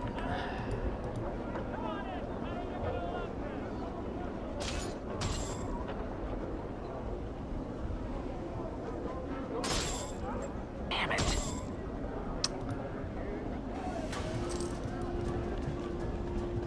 So, let's see. I'm gonna go and take a good look around again. All right. see a young woman dressed in a tight leather bodice and leggings. She smells faintly of cheap perfume, and her face, though pretty, is painted with garish makeup. She smiles coyly as she sees you, seeking some company, love. No, I had some questions. Sorry, love, I don't stand here to answer the questions of passers-by. Sure you wouldn't like a little company. No, farewell. Okay. Let's see. All right. Bunch of harlots. Done. That guy. Barking wilder. This wild-eyed man is hunched over, snarling and giving low growls. It looks like he hasn't trimmed his hair in years. So long it forms a veil over his eyes. He has a long, stringy mustache caked with grease and sweat. The tips of the mustache droop so much that they have become tangled in his ragged beard. Really charming fellow. Greetings. The man stops in mid-snarl and he reaches up to part the curtain of hair that covers his eyes.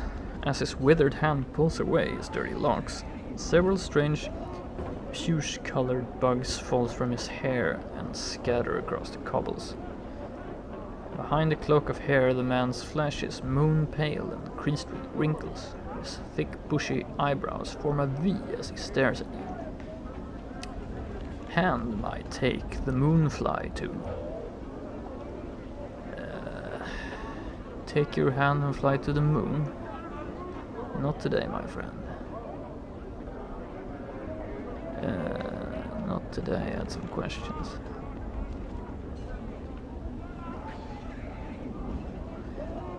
Yeah. The man frowns, but his eyebrows tilt upward in a reverse V, creating a bizarre expression. You have no idea how he accomplished the facial expression, but it makes you uncomfortable watching the muscles beneath his face shift into the new pattern. You can't tell whether he's angry, curious, both, or neither. Sing the kiss beak, a man answers, prefer a wood woman heart.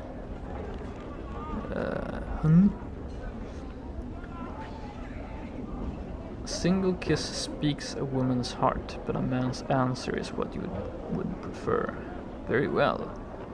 Very well then, but know this, my answer is a question, and an answer from you is what I would prefer. Yeah, that sounds smart. The man seems mesmerized by your voice, with every word you speak. A light flickers in his eyes. Barking wilder, am I? I am. Wanting, asking, may you may. You may and I will. Who or what are you? Chaos. He stutters out the word, as if having difficulties getting his tongue around it. Some say... yeah, exactly. Difficulty getting his tongue around that. Try this one for size. Chaositex. Chaositex. I say... Stakes. Yeah, okay, I give up. Chaos Man. He hunches down on his knees and begins to rock back and forth, singing in a childlike soprano. Chaos Man, hop along home. A faction it is, yet we are alone.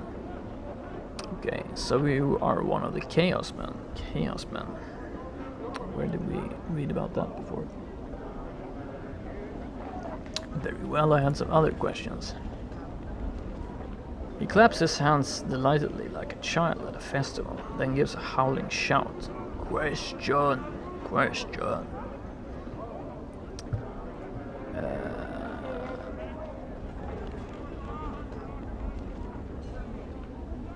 Do not shun this question. Are you one of the Chaos Men? Yeah. So you are one of the Chaos Men. Very well.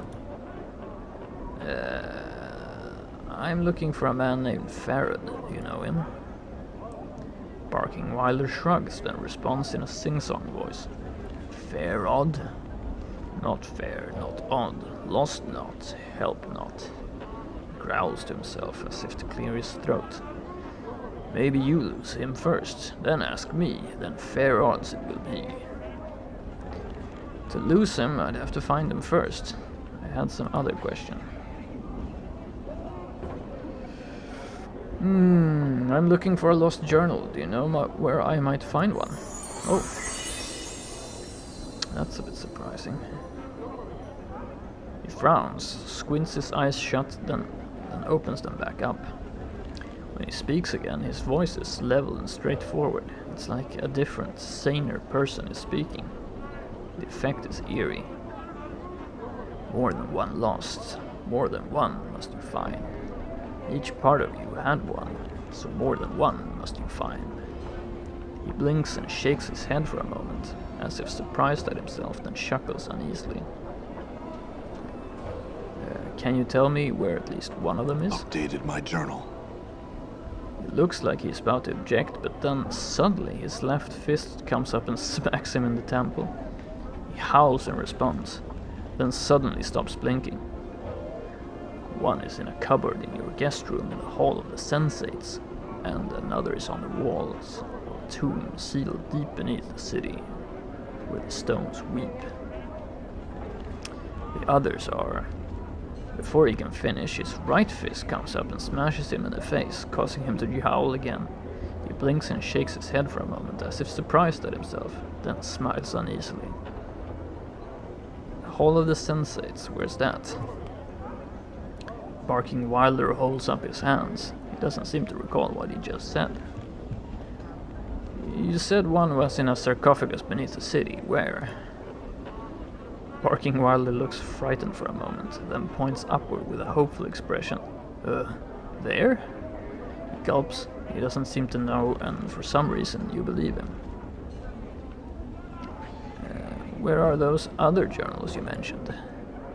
Barking Wilder shrugs, watching him warily. Other places, maybe? He gulps. Okay. I had some other questions. Actually, maybe I don't. No asking out today. Farewell. Mort. Well, that's one tree with a snapped branch too many. Mort rolls his eyes. No sense in chatting with Chaositects, Chief. They're a barmy bunch. Who are the Chaositects again? Yeah, exactly. Who are they? They're a faction who don't have any rules, except don't keep one. Don't keep one thought in their head for too long. They're a faction that don't have any rules, except don't keep a thought in your head for too long. I'm not gonna even try. They're sometimes called Chaos Men. No need to explain why. How do they get members? They just seem to attract members like flies. Well, members that are crazy or chaotic enough, I suppose. I don't think they have any recruiters, though you really can't say anything about them for sure. See, thanks for the information, Mort.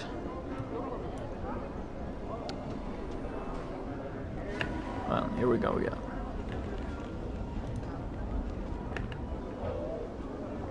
I'm gone.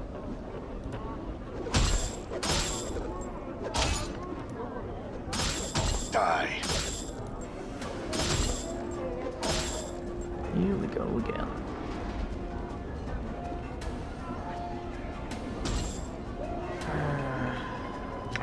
Okay. Sure, why not? Now, I'm gonna have to look this up. My journal. But I Sure, why kind of not? remember that we had a quest had to do with the Chaos Men.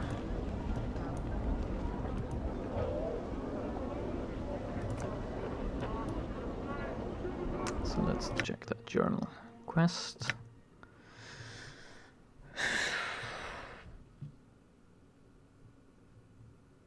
Yeah, Sevtai's Revenge. I don't exactly remember what they said, but maybe it says here somewhere.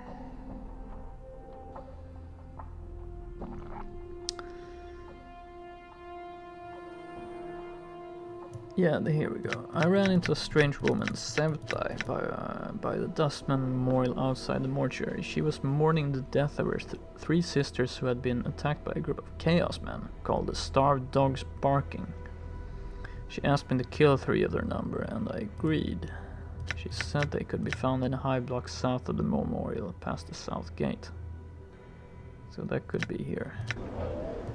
Because I remember seeing someone running around here before. That could very well be them, actually. I'm gone. Angry Hive Brother. Yeah. Starved Dog Barking Thug, yeah. There we go. So let's have a little talk with one of these guys. And by a little talk, I mean, let's bring him some swift justice. This wild-eyed man is hunched over, barking and howling at the top of his lungs. Beneath his thick, matted hair, you can make out a series of strange tattoos. They run the range from screaming faces to bizarre geometric shapes to what appear to be lines of verse.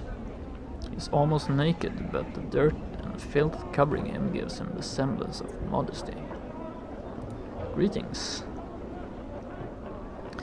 The man whirls on you and gives a low growl. He draws out the growl for a few seconds, then starts barking violently at you.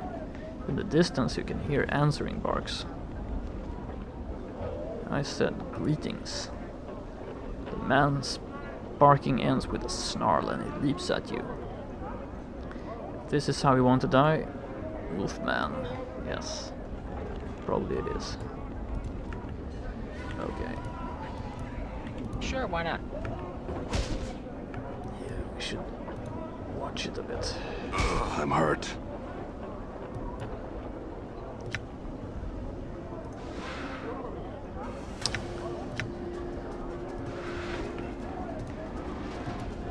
All right. Plain swine.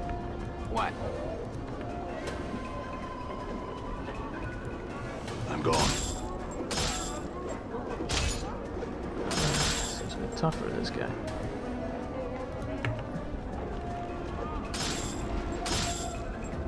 Damn it. Rest easy, Dagon. Seriously.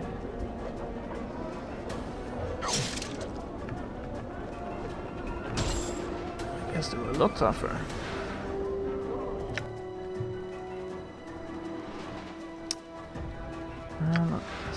Use a clock charm. Mort seems to be okay.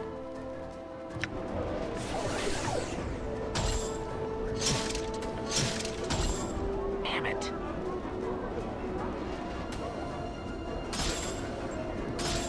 Done. Damn it. I'm hurt.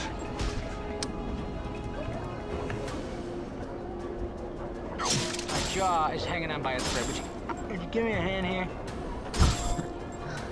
You're okay, Mort. You're the sturdiest fighter we got right now. Dakon was a disappointment, I have to say. Never mind.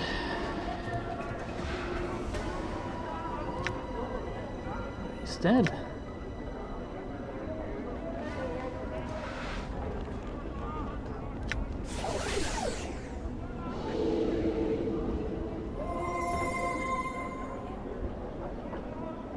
Yeah. Now look at you. Pretty embarrassing, right?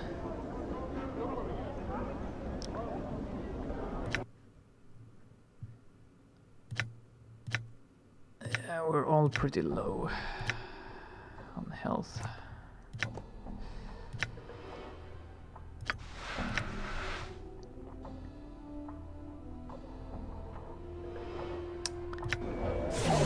Rest. Done. What's this? Whispering flask. Why did you drop that one? What's up, Chief?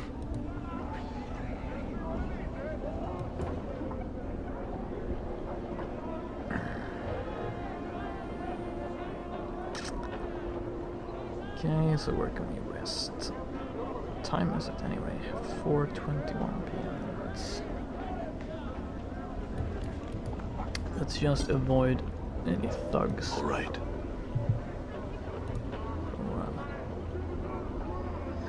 Mourns for trees. You see a tired-looking, sorrowful old man who is gazing at the ash-dead tree in front of him. He's mumbling to himself and tapping his chin as if trying to figure something out. Occasionally he shakes his head sadly. Greetings. He seems momentarily startled as you interrupt his train of thought. He speaks in a calm, unhurried tone, but one full of sadness. Oh, greetings to you too, friend. How's this day find you? Well, it finds me well. Except my companion just got killed by thugs, and I had to resurrect them. He smiles, but sorrow still lies in his eyes. That's good, friend. Hope your good fortune continues. He seems about to turn back to the tree. And how's this day find you? He shrugs slightly and proffers a bit of a smile. Fortune finds me well, though I'm saddened just the same. Why is that? He pats the tree beside him. It's the trees here in the hive. They're dying, friend, and no one cares. Seeing the look on your face, he holds his hands up as if to silence you for a moment. It may not matter to some, but it's important to me. I feel it's a shame to see the last tatters of life and beauty in this ward left, uncared for, to die. Can you understand that, friend? Yes, you're right, it's a sad thing. He seems surprised and blurts out, Really? Oh, I mean, wonderful. Perhaps you would. He pauses and seems suddenly suspicious. He recomposes himself, speaking in his usual slow manner. In any case, that's good. I suppose you have some questions for me now. No, not just yet. What is it you were going to ask? For the first time, the man seems genuinely happy. Beaming, he explains. It's difficult for anything to survive here. Just look around and you'll see what I mean, friend. I'm not sure if it's possible for the trees to thrive here, even if they somehow were to get enough light and clean water. Go on. He nods enthusiastically. But if enough people care, really want them to live, I just know they'll survive. They'll turn green again and flourish. Okay, hippie. What? That makes no sense. He smiles knowingly, shaking his head. You're new here, I can see that now. You don't understand how things work in Sigil, friend. Belief is everything here. Everything. Well, actually, I got like a 30-minute lecture from some guy before on how belief is everything in Sigil. Or not Sigil, but... Okay.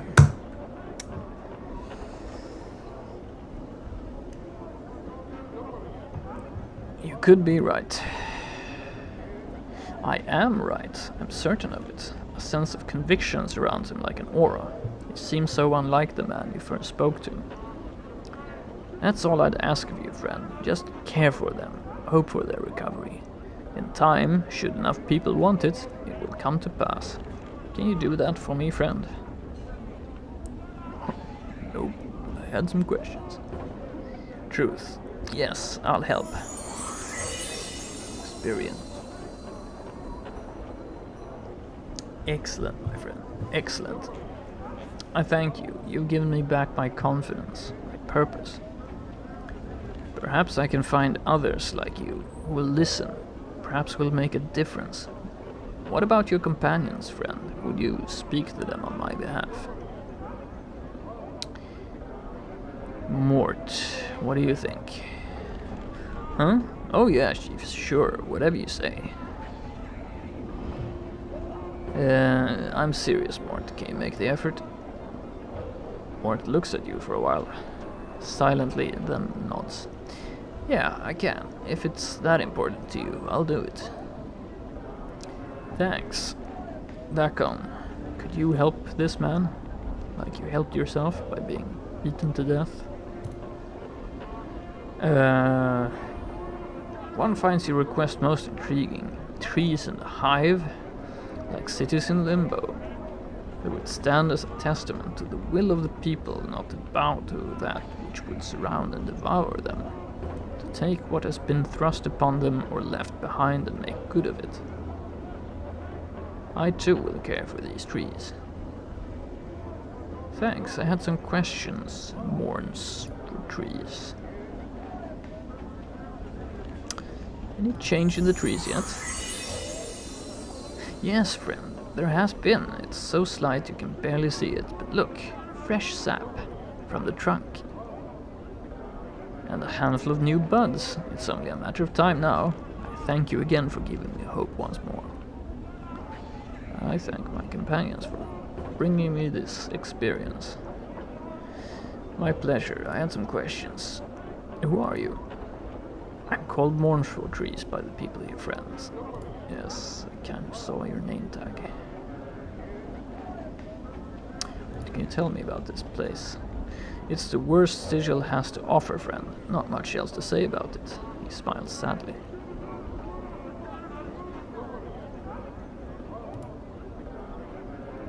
I'm looking for a man named Farad. Sorry, friend, when I first came here I spoke to many people, but I don't remember anyone by that name. Yeah, I think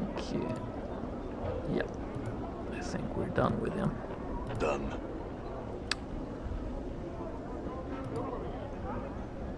I think we're done I'm gone. with him. So, we need to rest.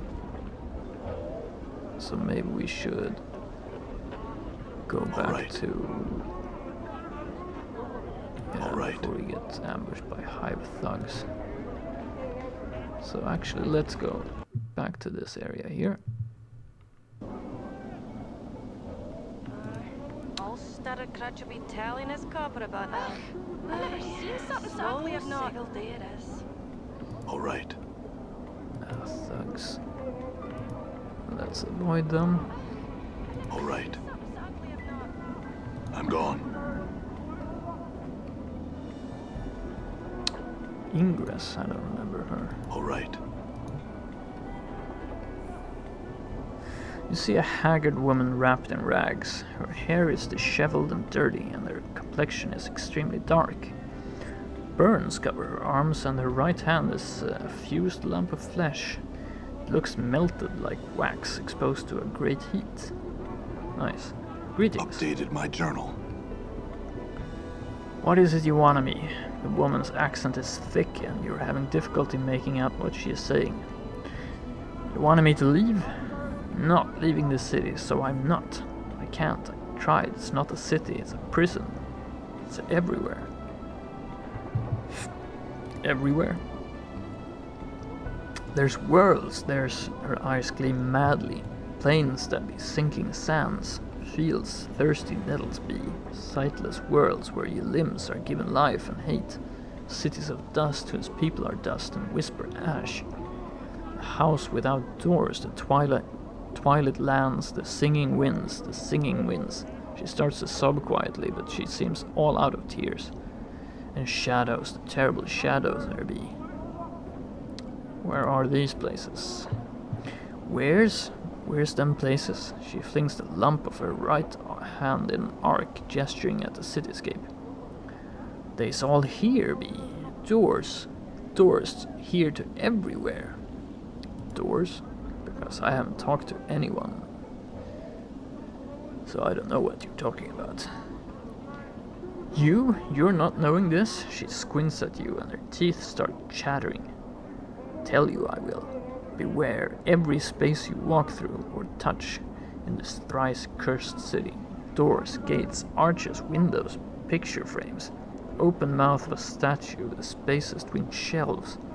Beware any space bounded on all sides. All these are doors to other places. What do you mean? Every door has a key, it does, and with this key, they show their true nature. An arch becomes a portal, a picture frame becomes a portal, a window becomes a portal, all eager to take you someplace else. They steal you away. She raises the lump of her right hand, and sometimes what's on the other side takes part of you as a tithe. What are these keys? Keys? The keys number as many as the doors of the city. Every door a key, every key a door. Her teeth start chattering again as if she is cold. And the key is? A key is anything. It may be an emotion, an iron nail held between your second and fifth finger. A thought 3 times, then thought once in reverse, or it may be a glass rose. Now these are all keys that open Updated these my doors. journal. Yes, her teeth start chattering, and she clenches her mouth closed and squints her eyes. Yes, can't leave. Can't leave. How did he get Updated here? my journal. From... She seems to calm slightly, and her eyes take on a 1,000-league stare. Came from a place else from here, almost a life ago. Hummed a tune by a glade with 2 dead trees that had fallen together. A brilliant door opened in the space between the crossed trees. Showed me the city on the other side. I stepped through, ended here. Why can't you go back? Tried. She tries to sob again, but no tears come. Tried. All doors here lead to other places. She shudders and grips her melted right hand. Went through thrice 10 portals, some a purpose, some an accident. No, none of them right. Can't find her way back. There must be a portal that can take you back. Can't even leave here, this square. And there, the place of death behind the gate waits for me. She points at the mortuary behind the gate, then turns back to you, her face desperate. Can't go anywhere in this city. Can't go anywhere, what do you mean? Anything could be a door, any arch there, any door here could be a portal. Don't know the key, could get sent to another horrible place. Teeth start chattering again. Got to stay away from the closed spaces. All could be doors. Could have a key on me and I not be knowing it. You're afraid to go through any door or arch because it might be a portal? She nods, her teeth chattering. How long have you been afraid of this? She squints. Since the last time I walked through the last portal, the place where my hand, she stops.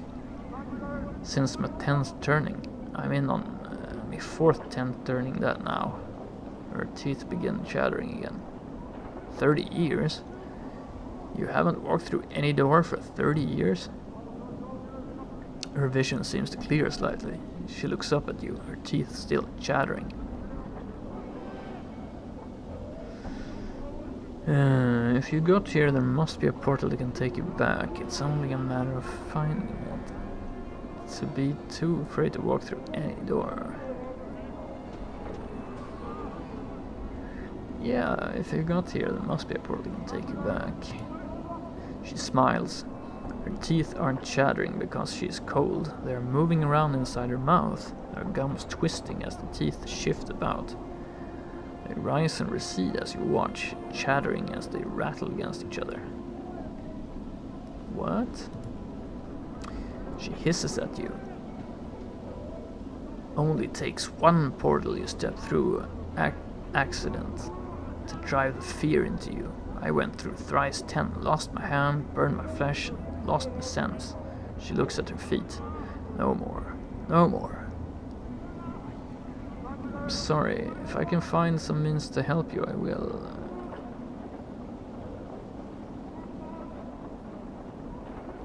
Updated Farewell. my journal. Alignment changed. Ooh. Neutral good. So I become a goody two-shoes by being kind to her. That's nice. What was written in my journal? Ingress is trapped by a fear of portals. Her experience in plane walking has left her so frightened that she won't step through anything that might be a portal. If I could find an experienced plane walker somewhere in the city, well, I already found one. He tried to spend like 3 hours of dialogue on me. Okay. So he'll probably know what to do. But first of all, let's finish this quest here. Sevtai. You again. The woman turns to face you, her lips peeling back in a snarl. You have any news for Sevtai? Well, I found starved dogs barking and penned 3 of them in a dead book. Updated my journal. The powers be not blind in their justice this day. The woman reaches into her spider-like hair and draws forth a copper earring. Here you are. A pretty bit it should fetch. This worth 33 coppers at least. I'm sure it belonged to one of my sisters, but she won't be needing it anymore. Very well, goodbye, Sentai. 250 experience. So she's running around. Done. Okay. I'm gone. Cool, so let's go here and rest.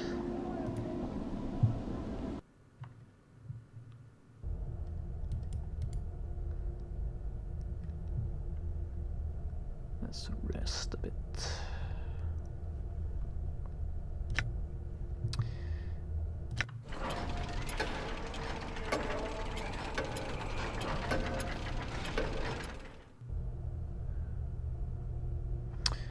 Well, okay. That didn't exactly heal them completely.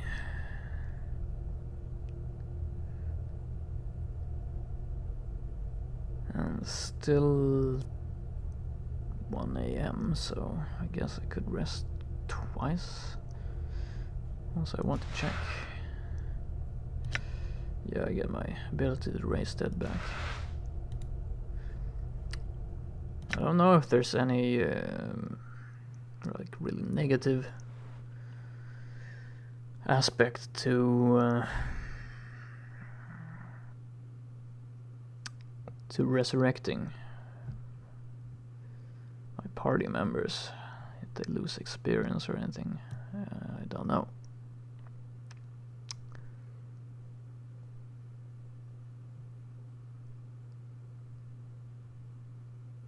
Okay.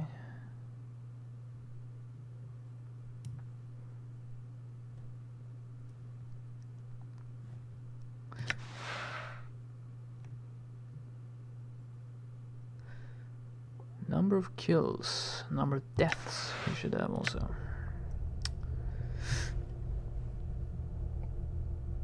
I think I'm gonna rest again actually. Why not? Don't want to be moving out on the streets at night, probably anyway. That looks a lot more respectable. Actually, I never checked. Does Dacon have any special powers? Ooh, spells. Submerged Will. Reign of Anger and Power 1. It's not.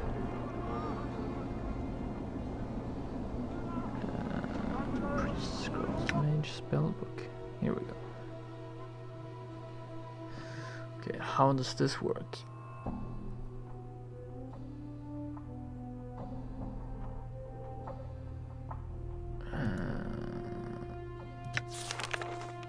Okay, level 2 spells. Power 1, what does that do? 30 minutes per level. This spell increases the target's strength score by a certain number of points, or tens of points above 18, which will still be qualified by race class restrictions. The spell cannot bestow a strength of 21 or greater. Okay, the bonus is as follows. A warrior gains 1d8 plus 1 point of strength. That's quite a lot. Okay, cool, so you can get a lot of strength. Submerge the will. When cast, a magical orb of protective energy arises and protects the recipient from attacks from all directions. Armor class 2, +1 to all saving throws for 12 seconds per level of the caster. Pretty useful. Rain of Anger.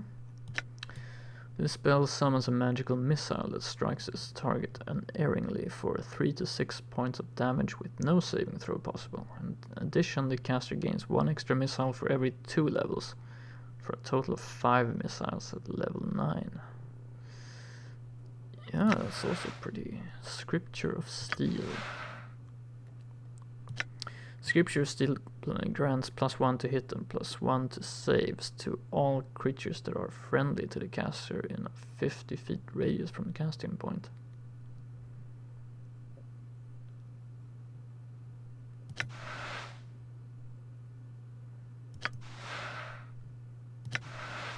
They're all pretty useful.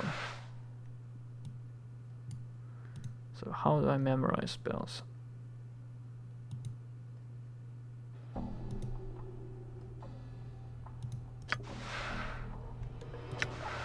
No idea. Guess I'll have to look that up.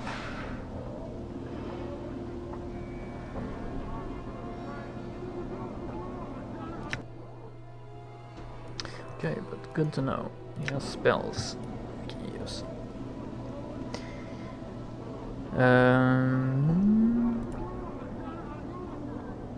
Done. Yeah, let's get back to where we were.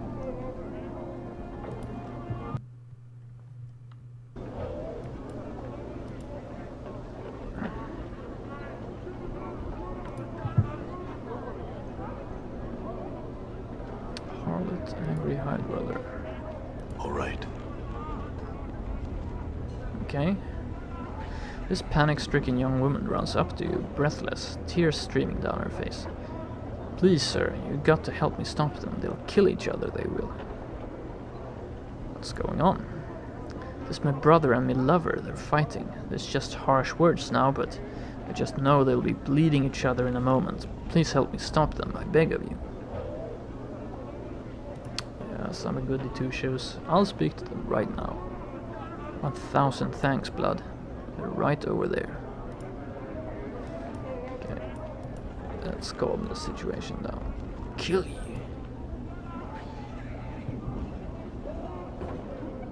This is one of the two men shouting and waving their weapons at one another.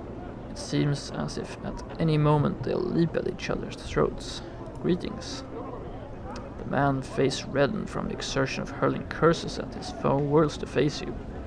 What do you want? Can't you see I'm busy, Azad? Your sister wanted me to stop the two of you from fighting.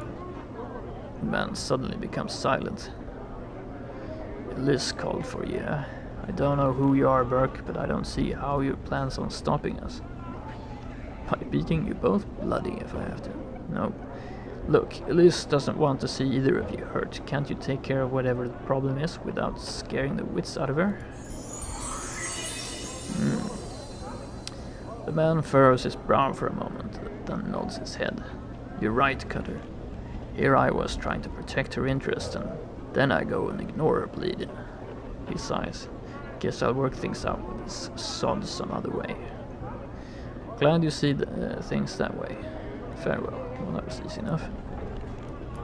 All right.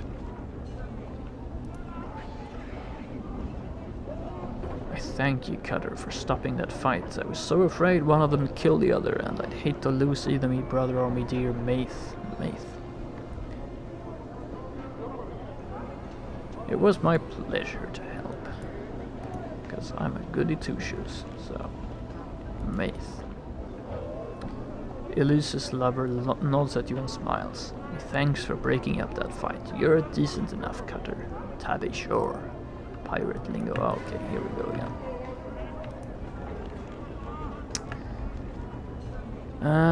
Never ever get close to these hive thugs. your path is mine.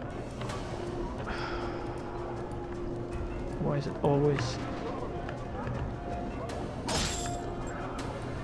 Done. Done. All right.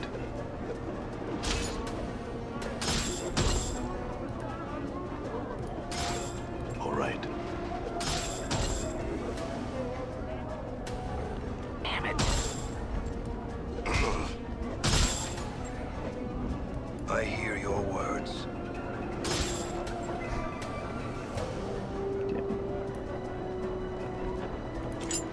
Hearing? Good as done. Clock charm. Okay. Good. Commons Sure, why not? and rusty dagger. I'm gone. Am I not surprised? Harlots. Berry hour. Much as this creature's body is a combination of man and ram, his head is a mix of sorts, with a broad flat nose, goat ears and a pair of curling horns. Intricate designs are shaved into his sturdy pelt, and a massive four-flanked polearm hangs from his belt harness. Doesn't seem to notice you. Greetings. He turns to face you with startling speed, his eyes dark and suspicious of you. His voice is deep and rambling, not quite human, and heavily accented, I guess. What do you want, Two Legs? His hands is close to his polearm. Only to speak with you, I had some questions.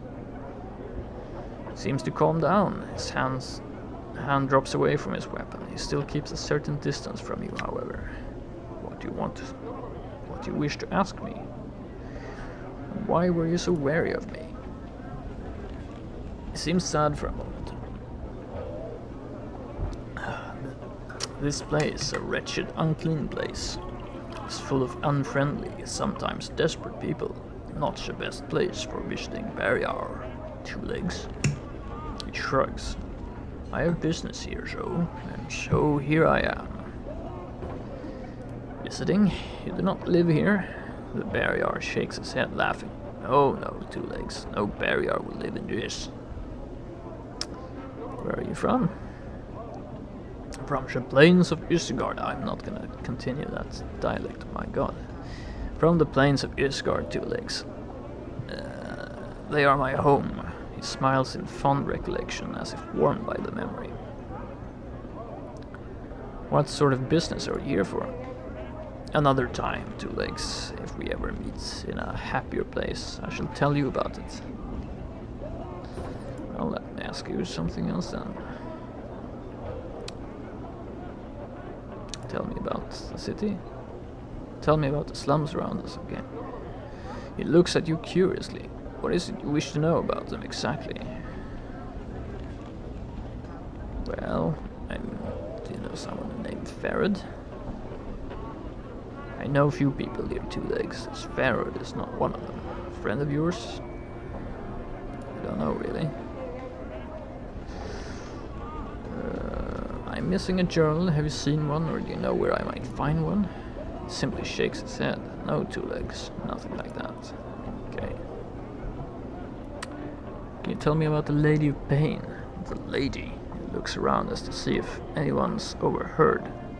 I only know that she rules this place, all of Sigil, and that the locals feel it bad luck to speak of her. See, answer me something else. Tell me about the city. He's silent for a moment, as if waiting for something more from you. What about the city? What is this place? Why, it is a crossroad, Two Legs. Surely you know that all paths run through Sigil. Paths? You mean paths? Yes, I see. Where is Sigil exactly? I know. Where? He looks up thoughtfully, tugging at his goat beard. It's in the outlands, the center of the plains, but since you can reach it from just about anywhere, Sigil is in more places than just that. You see? I think so, yes. What is this place though? Why? It's a crossroad. Yes, yes. Let me ask you something else. Nothing, actually. Okay, let's check out this place.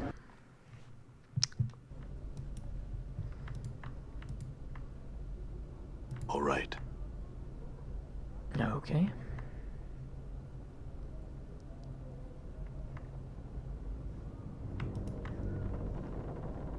Ah. Quatra. Moving from box to box, this man seems to be totally immersed in counting boxes and scribbling results down on a piece of parchment. He looks annoyed as you interrupt him. What is it now? Can't you see I'm busy taking inventory? Go bother someone else.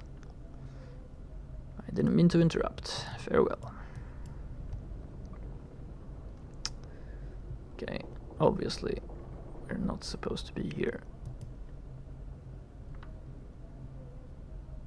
At least not now.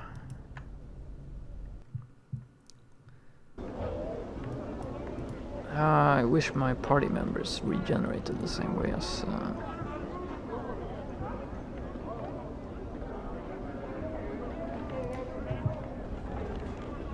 the immortal one. Drunk harlot. Harlot, drunk harlot. Drunk? Yeah, okay. I don't trust the Gith. I say we leave it behind. The woman stumbles into you, then takes a step back, looking up at you with a half smile. She smells like a distillery. Greetings. Hello. She waves at you, then breaks into a stream of giggles. Hello, big cutter. She starts laughing again. Are you okay? She squints at you, puts her hands on her hips and bends over enough to give you a bird's eye view of her bosom. Don't I look okay, a cutter? To ya, cutter? Well, she shakes herself, causing numerous jiggles, then starts laughing again. You're the one who looks to be needing some love and care. She pokes you in the chest with her finger for emphasis. Yeah, anyway, look, maybe you can help me add some questions. Oh, so you think I can help you? Hey, aren't you a demanding cutter? Well, sweep me off my feet with such flattery.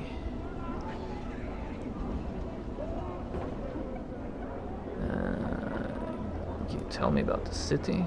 Yes, she gives a drunken laugh. Yes, what? Yes, she squints at you. Was it? Yeah, can you tell me about this area? No. She seems quite amused by the word and taps you on the chest to emphasize it. No. Okay. I'm looking for someone named Farad. Yes. Never mind. Farewell. You're about to turn away when you stop in your tracks. You suddenly have a feeling that something is wrong. And with this feeling comes a realization that this woman's drunkenness is just an act. As you take a closer look at her, you see that the harlot tucking something into her sleeve. It looks like something of yours. Grab her hand. Hey, what do you think you're doing?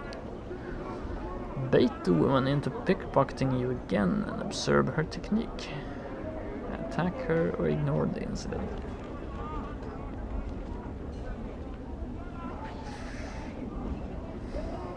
Bait the woman into pickpocketing again.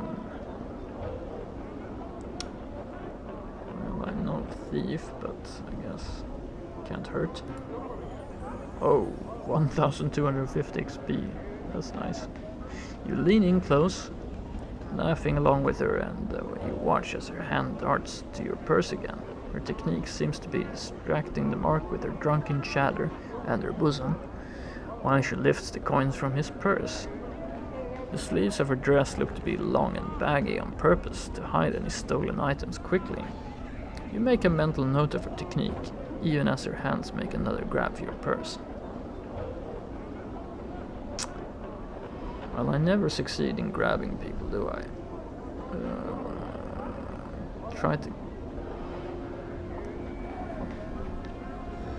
try to wring that guy's neck and I wasn't fast enough.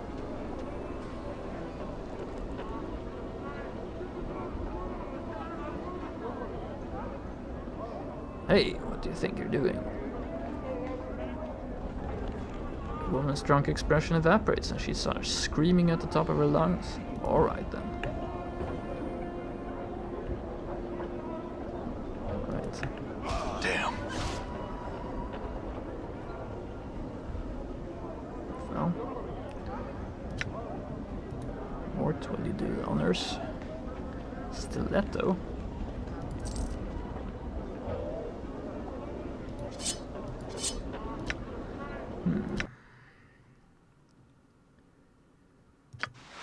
Knife, 1 to 3 piercing, not so useful. Stiletto, 1 to 3 piercing, not so useful. Okay.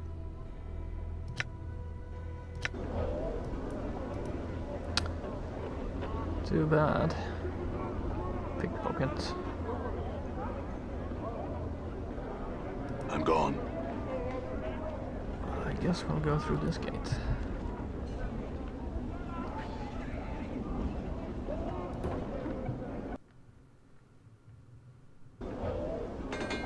Wow. That's a lot of day by or whatever you call them in the world. And that's one of those guys.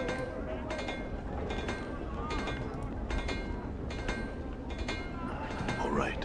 Harlots. Done. All right. Done. Done. Aram.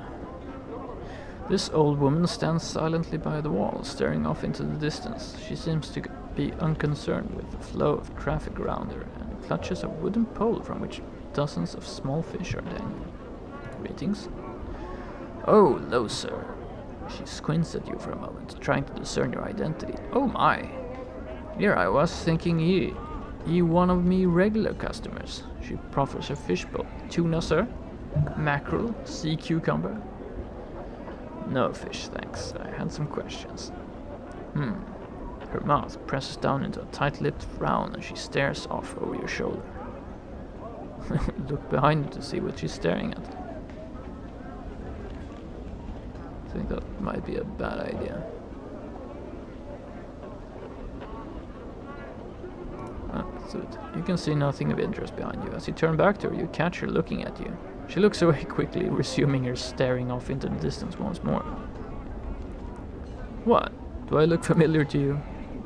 Goodness, no. She pauses for a moment. Hey, you do. Have you seen me before then? I think. You're a man with your likeness, sir. It was so long ago. Tell me.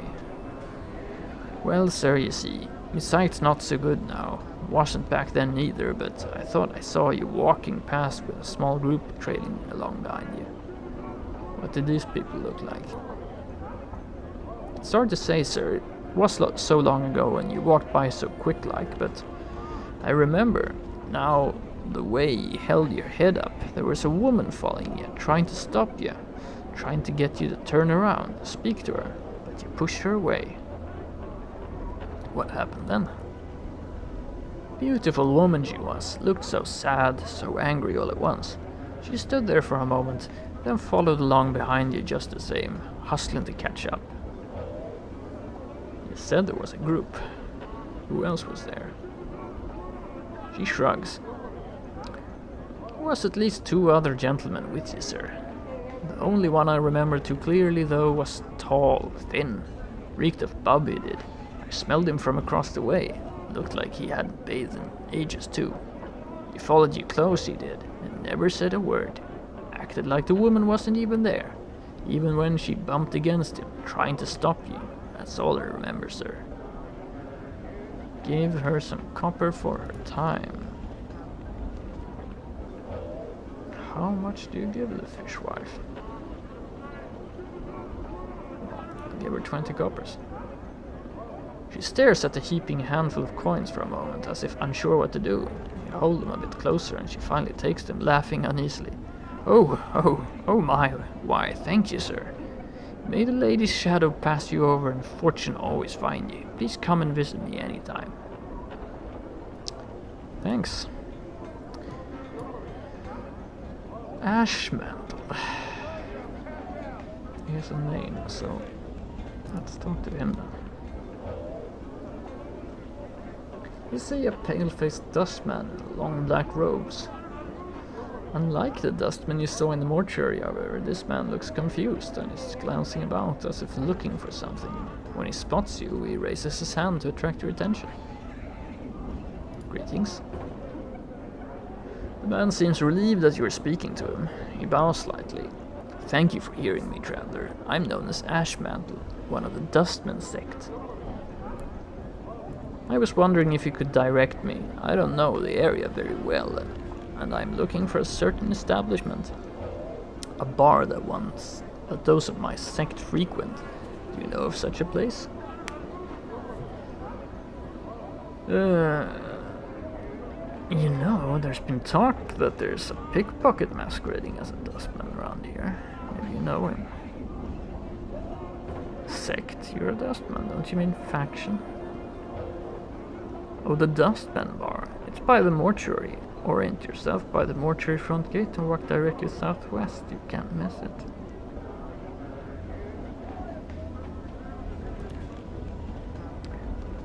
The Dustman smiles. Thank you very much, traveler. I appreciate your kindness. The people of the Hive are rarely helpful in such matters. Well, not a problem, sir. Farewell, Ashmantle. Are you going to the Dustman Bar now? The Dustman nods and gives a final bow. Thank you for your time. Certainly, farewell. You would have missed it if you hadn't been warned about the Dustman pickpocket. But during one of his low bows, you see Ashmantle's hand dart out to your purse. Yeah, I thought so. Just like the drunken harlot.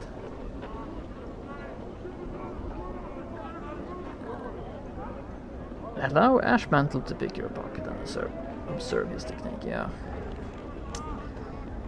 Yep, that's what I thought would happen. Nice. Under the pretense of giving him additional directions to places in the hive, you engage Ashmantle in light conversation and secretly study his movements. Ashmantle seems to rely primarily on his dustman facade to disarm his victim and uses his frequent bowing motions to cover his pickpocketing attempts. You make a mental note of his technique, just as he makes another attempt to reach into your purse. Well, guess we'll try to grab his hand then. Your hand snaps out, but Ashmantle draws back suddenly and you miss grabbing his wrist. Yeah. I'm not fast enough. I don't know what you need. Dexterity, I guess. You see his dustman facade crumple, and with a frightened look he runs off. Damn it. It's not gonna get very far though. No. Indeed. Dirty rat charm, copper comments. I'm gone. Well, cool. That was the quest for the Dustman faction, I guess. All right. Ugh. Thought we were way long out. I will hear you.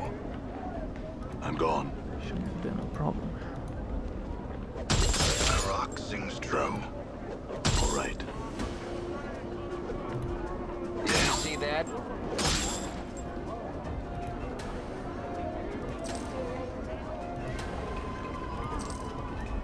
Copper comments.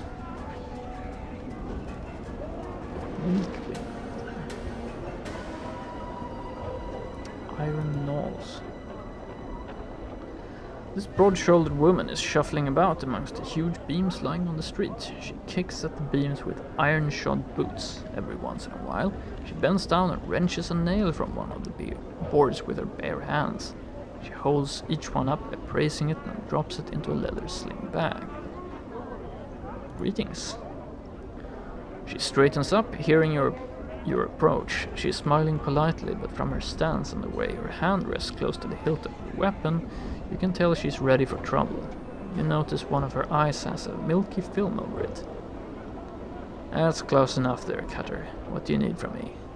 Well, I had some questions. Who are you?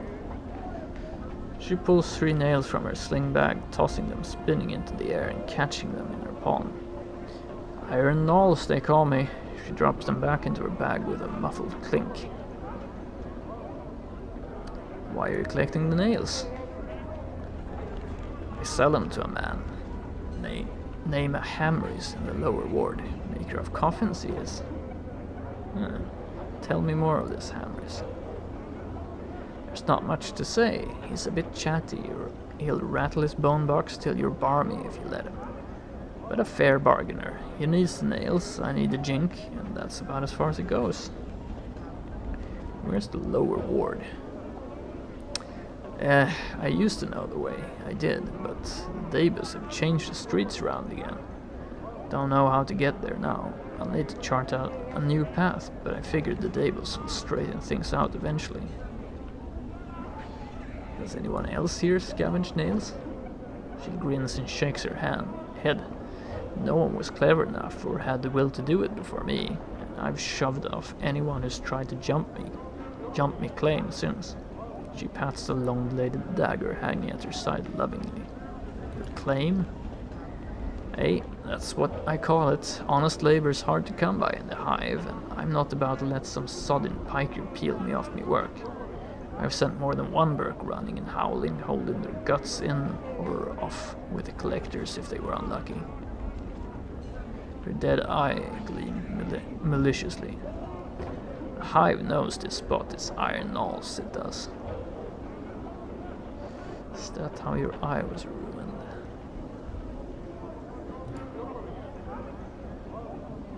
Noel's face turns hard. None of your business, Burke. Why? Would you like a matching wound for your collection?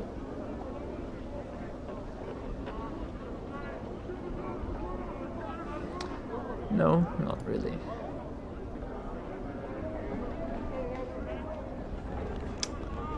Tell me about this place. Look, Cutter, I have a lot of work to do. The nails aren't finding their way into my bag while I'm spilling chant with you. Why don't you pick another Cutter's brain box about that for a time? Yeah, okay. Farad? She nods. Hey, heard the name I have. Head of a pack of collectors, so I hear. Not sure where a body'd find him, though. You may want to try Ragpicker Square. It's north and west of here. A whole mess of collectors called Kip there. Yeah. Okay, fine. I'm gone. Craddock, my friend. You see a huge man, watching the area with a tight-lipped frown and narrowed eyes. He's hunched slightly as if bearing a heavy load on his shoulders. The unpleasant smell of sweat and dirt wafts from his clothes. Greetings. The man glances down at you and his frown deepens. Aye, what you sniffing round here for? You Craddock? Mayhap. He studies your face as if trying to recall you. If I am, what be it to you? I come with a message from Bane the Sender. The message states, the shipment must be cursed by the 3rd day or there will be a penalty. By the hells! Can they be such fools that they think we can miracle it here, miracle it there? All right then. Your message has found its way to the right ears for all the good it will do. What's the problem? Look around you. Craddock nods at the laborers in the marketplace and scowls. These laggards and half-wits can barely keep up with the load as it stands, and now it needs doing in half the time. Do you need any help? Because I'm a goody two-shoes. I'll tell you what I need. All my men to show up for work. Geli has gone missing since this morning, and I need him back now. Geli? Where did he go? That hive-bred goat is probably passed out on the street somewhere by the smoldering corpse, when he should be here helping us, worthless sod. Yeah, I could go find him for you. Oh, you could you? Craddock squints at you. And now why would you do that? You need the help, don't you? It doesn't sound like you can spare the time to go looking for him, and there's work to be done. Craddock is silent for a moment, then nods. Aye. You find July, tell him to drag his worthless bub-ridden hide here. I'll pay you for your trouble. He frowns. When you found him. Now get. Alright, I'll go look for him. Updated my journal. Cool. What the hell is this, by the way? Lim. All right.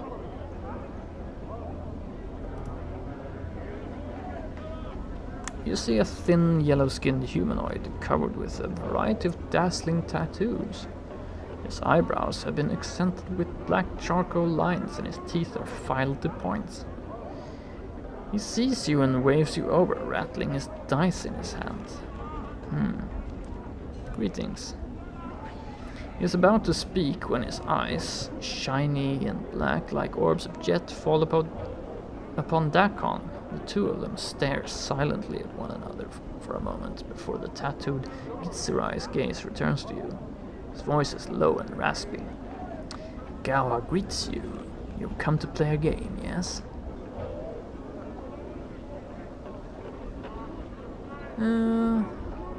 Yeah, I'll play. Yawa reaches into his tunic and pulls out a coin. This coin, your coin. He places it at your feet and pulls out another. This coin, Gawa's. He places it at his own feet, then holds up 2 dice between his thumb and index finger. The dice, we both roll 1, yes. Go on. You roll higher, both coins. He snatches the coins up from the ground and proffers them to you. Yours. Gawa rolls higher. He quickly tucks the copies back into his tunic. Mine. Neither rolls higher. The coins stay for another roll. So, how much coin will lie at your feet? Interesting.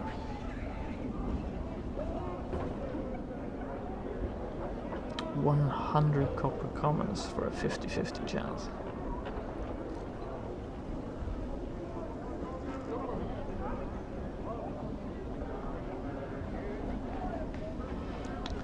If it's cheating, I'll just kill him and take them back. 25 copper coins. You both roll the dice until Gawa rolls higher. He snatches up your coins, tucking them into his tunic. He seems to hesitate for a moment, then speaks. Again, yes?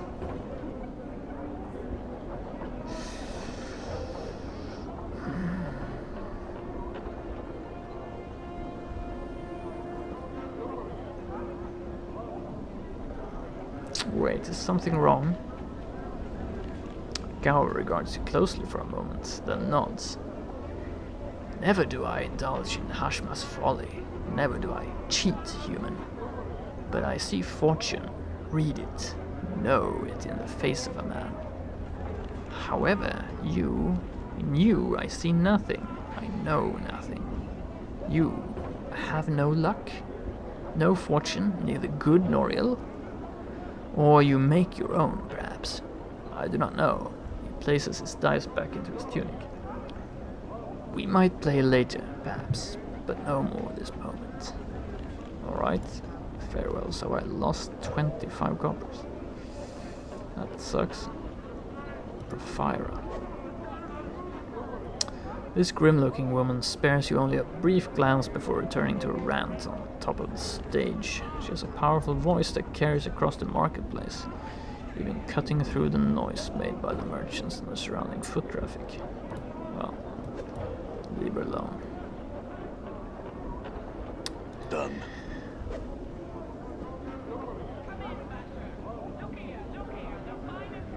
Yeah, there's lots of characters here.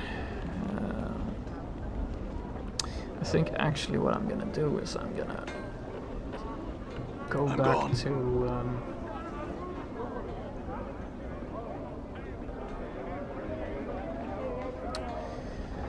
mortuary area.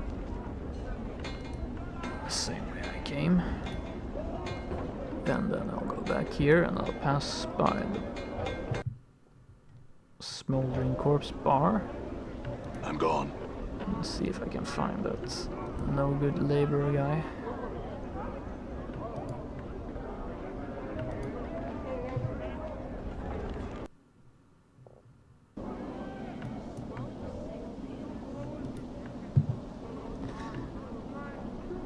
All right.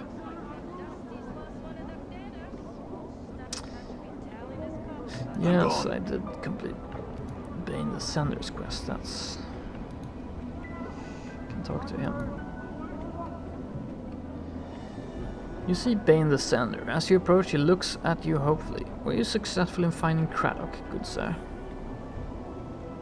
Yes, and I passed along your message, although it didn't seem to please him any. Updated my journal. Bane doesn't seem to have heard any words after yes, for he smiles and heaves a sigh of relief.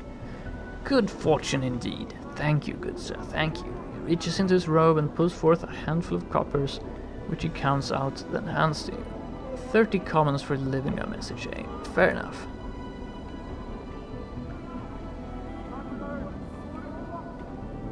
Oh, that was me.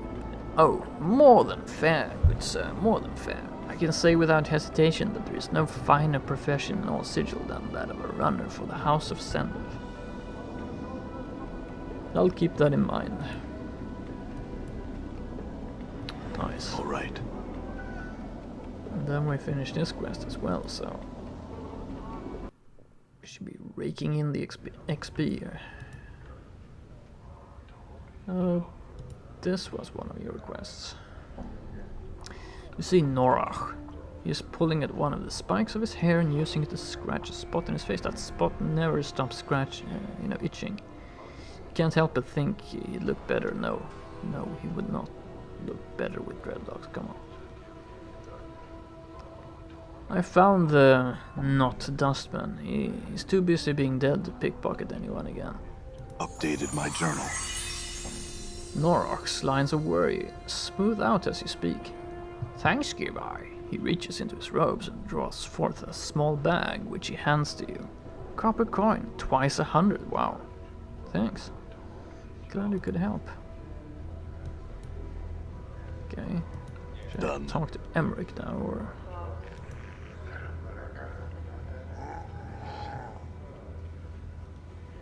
Nope. I think he would have said something. So let's talk to you again then. You have more quests for me? See Norach. He's pulling at one of the spikes of his hair. No. Doesn't seem to give a damn.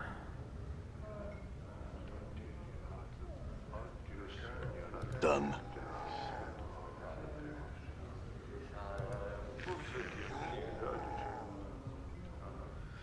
I had some questions for you.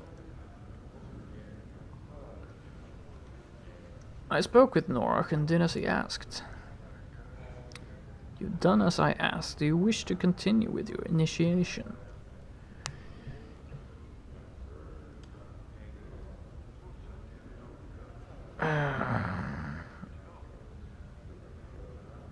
Yes, I would like to see more of the Dustman faction, or yes, I'm still not certain my beliefs are those of Dustman, but I would like to see more of the faction before making a final decision. Well, that's more truthful.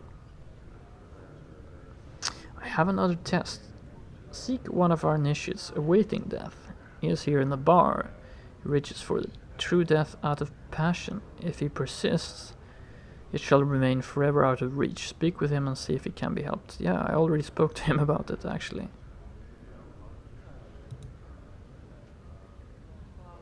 I would know what you spoke of. He has chosen to live for a while longer and attempt to dampen his passion for death. I would know your thoughts on awaiting death's choice.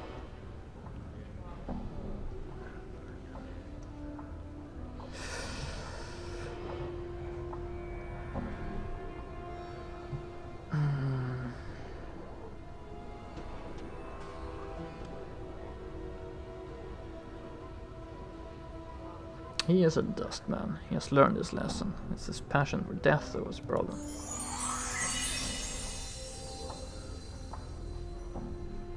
You spoke with the initiate awaiting death. Your thoughts on the initiate awaiting death are known to me. You have done as I asked, Emmerich nods. I have another test. There's another I wish you to speak to here at the bar. Her name is Sir. Sir is an initiate of the 5th Circle. Emmerich falls silent for a moment. She no longer holds Dustman teachings as she once did. Her heart is bitter. One would know why. Well, I already talked to these people, dude. I already spoke to her. The fever she was stricken with a half-month ago has made her afraid of death. She blames the Dustman. I would know what you said to her. I told her that her fear and doubt has defined her. She is not the Dustman. You've done as I asked, Emmerich nods. Do you wish to continue with your initiation?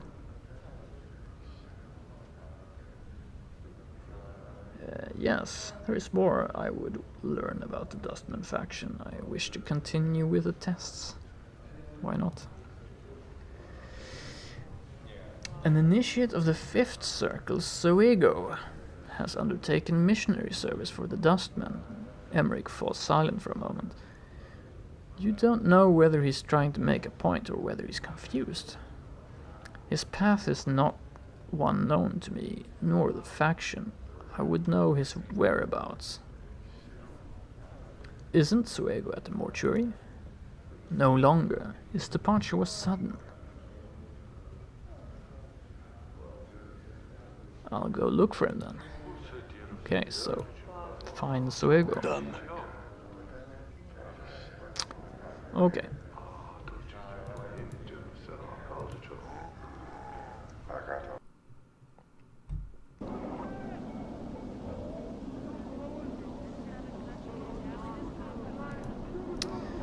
So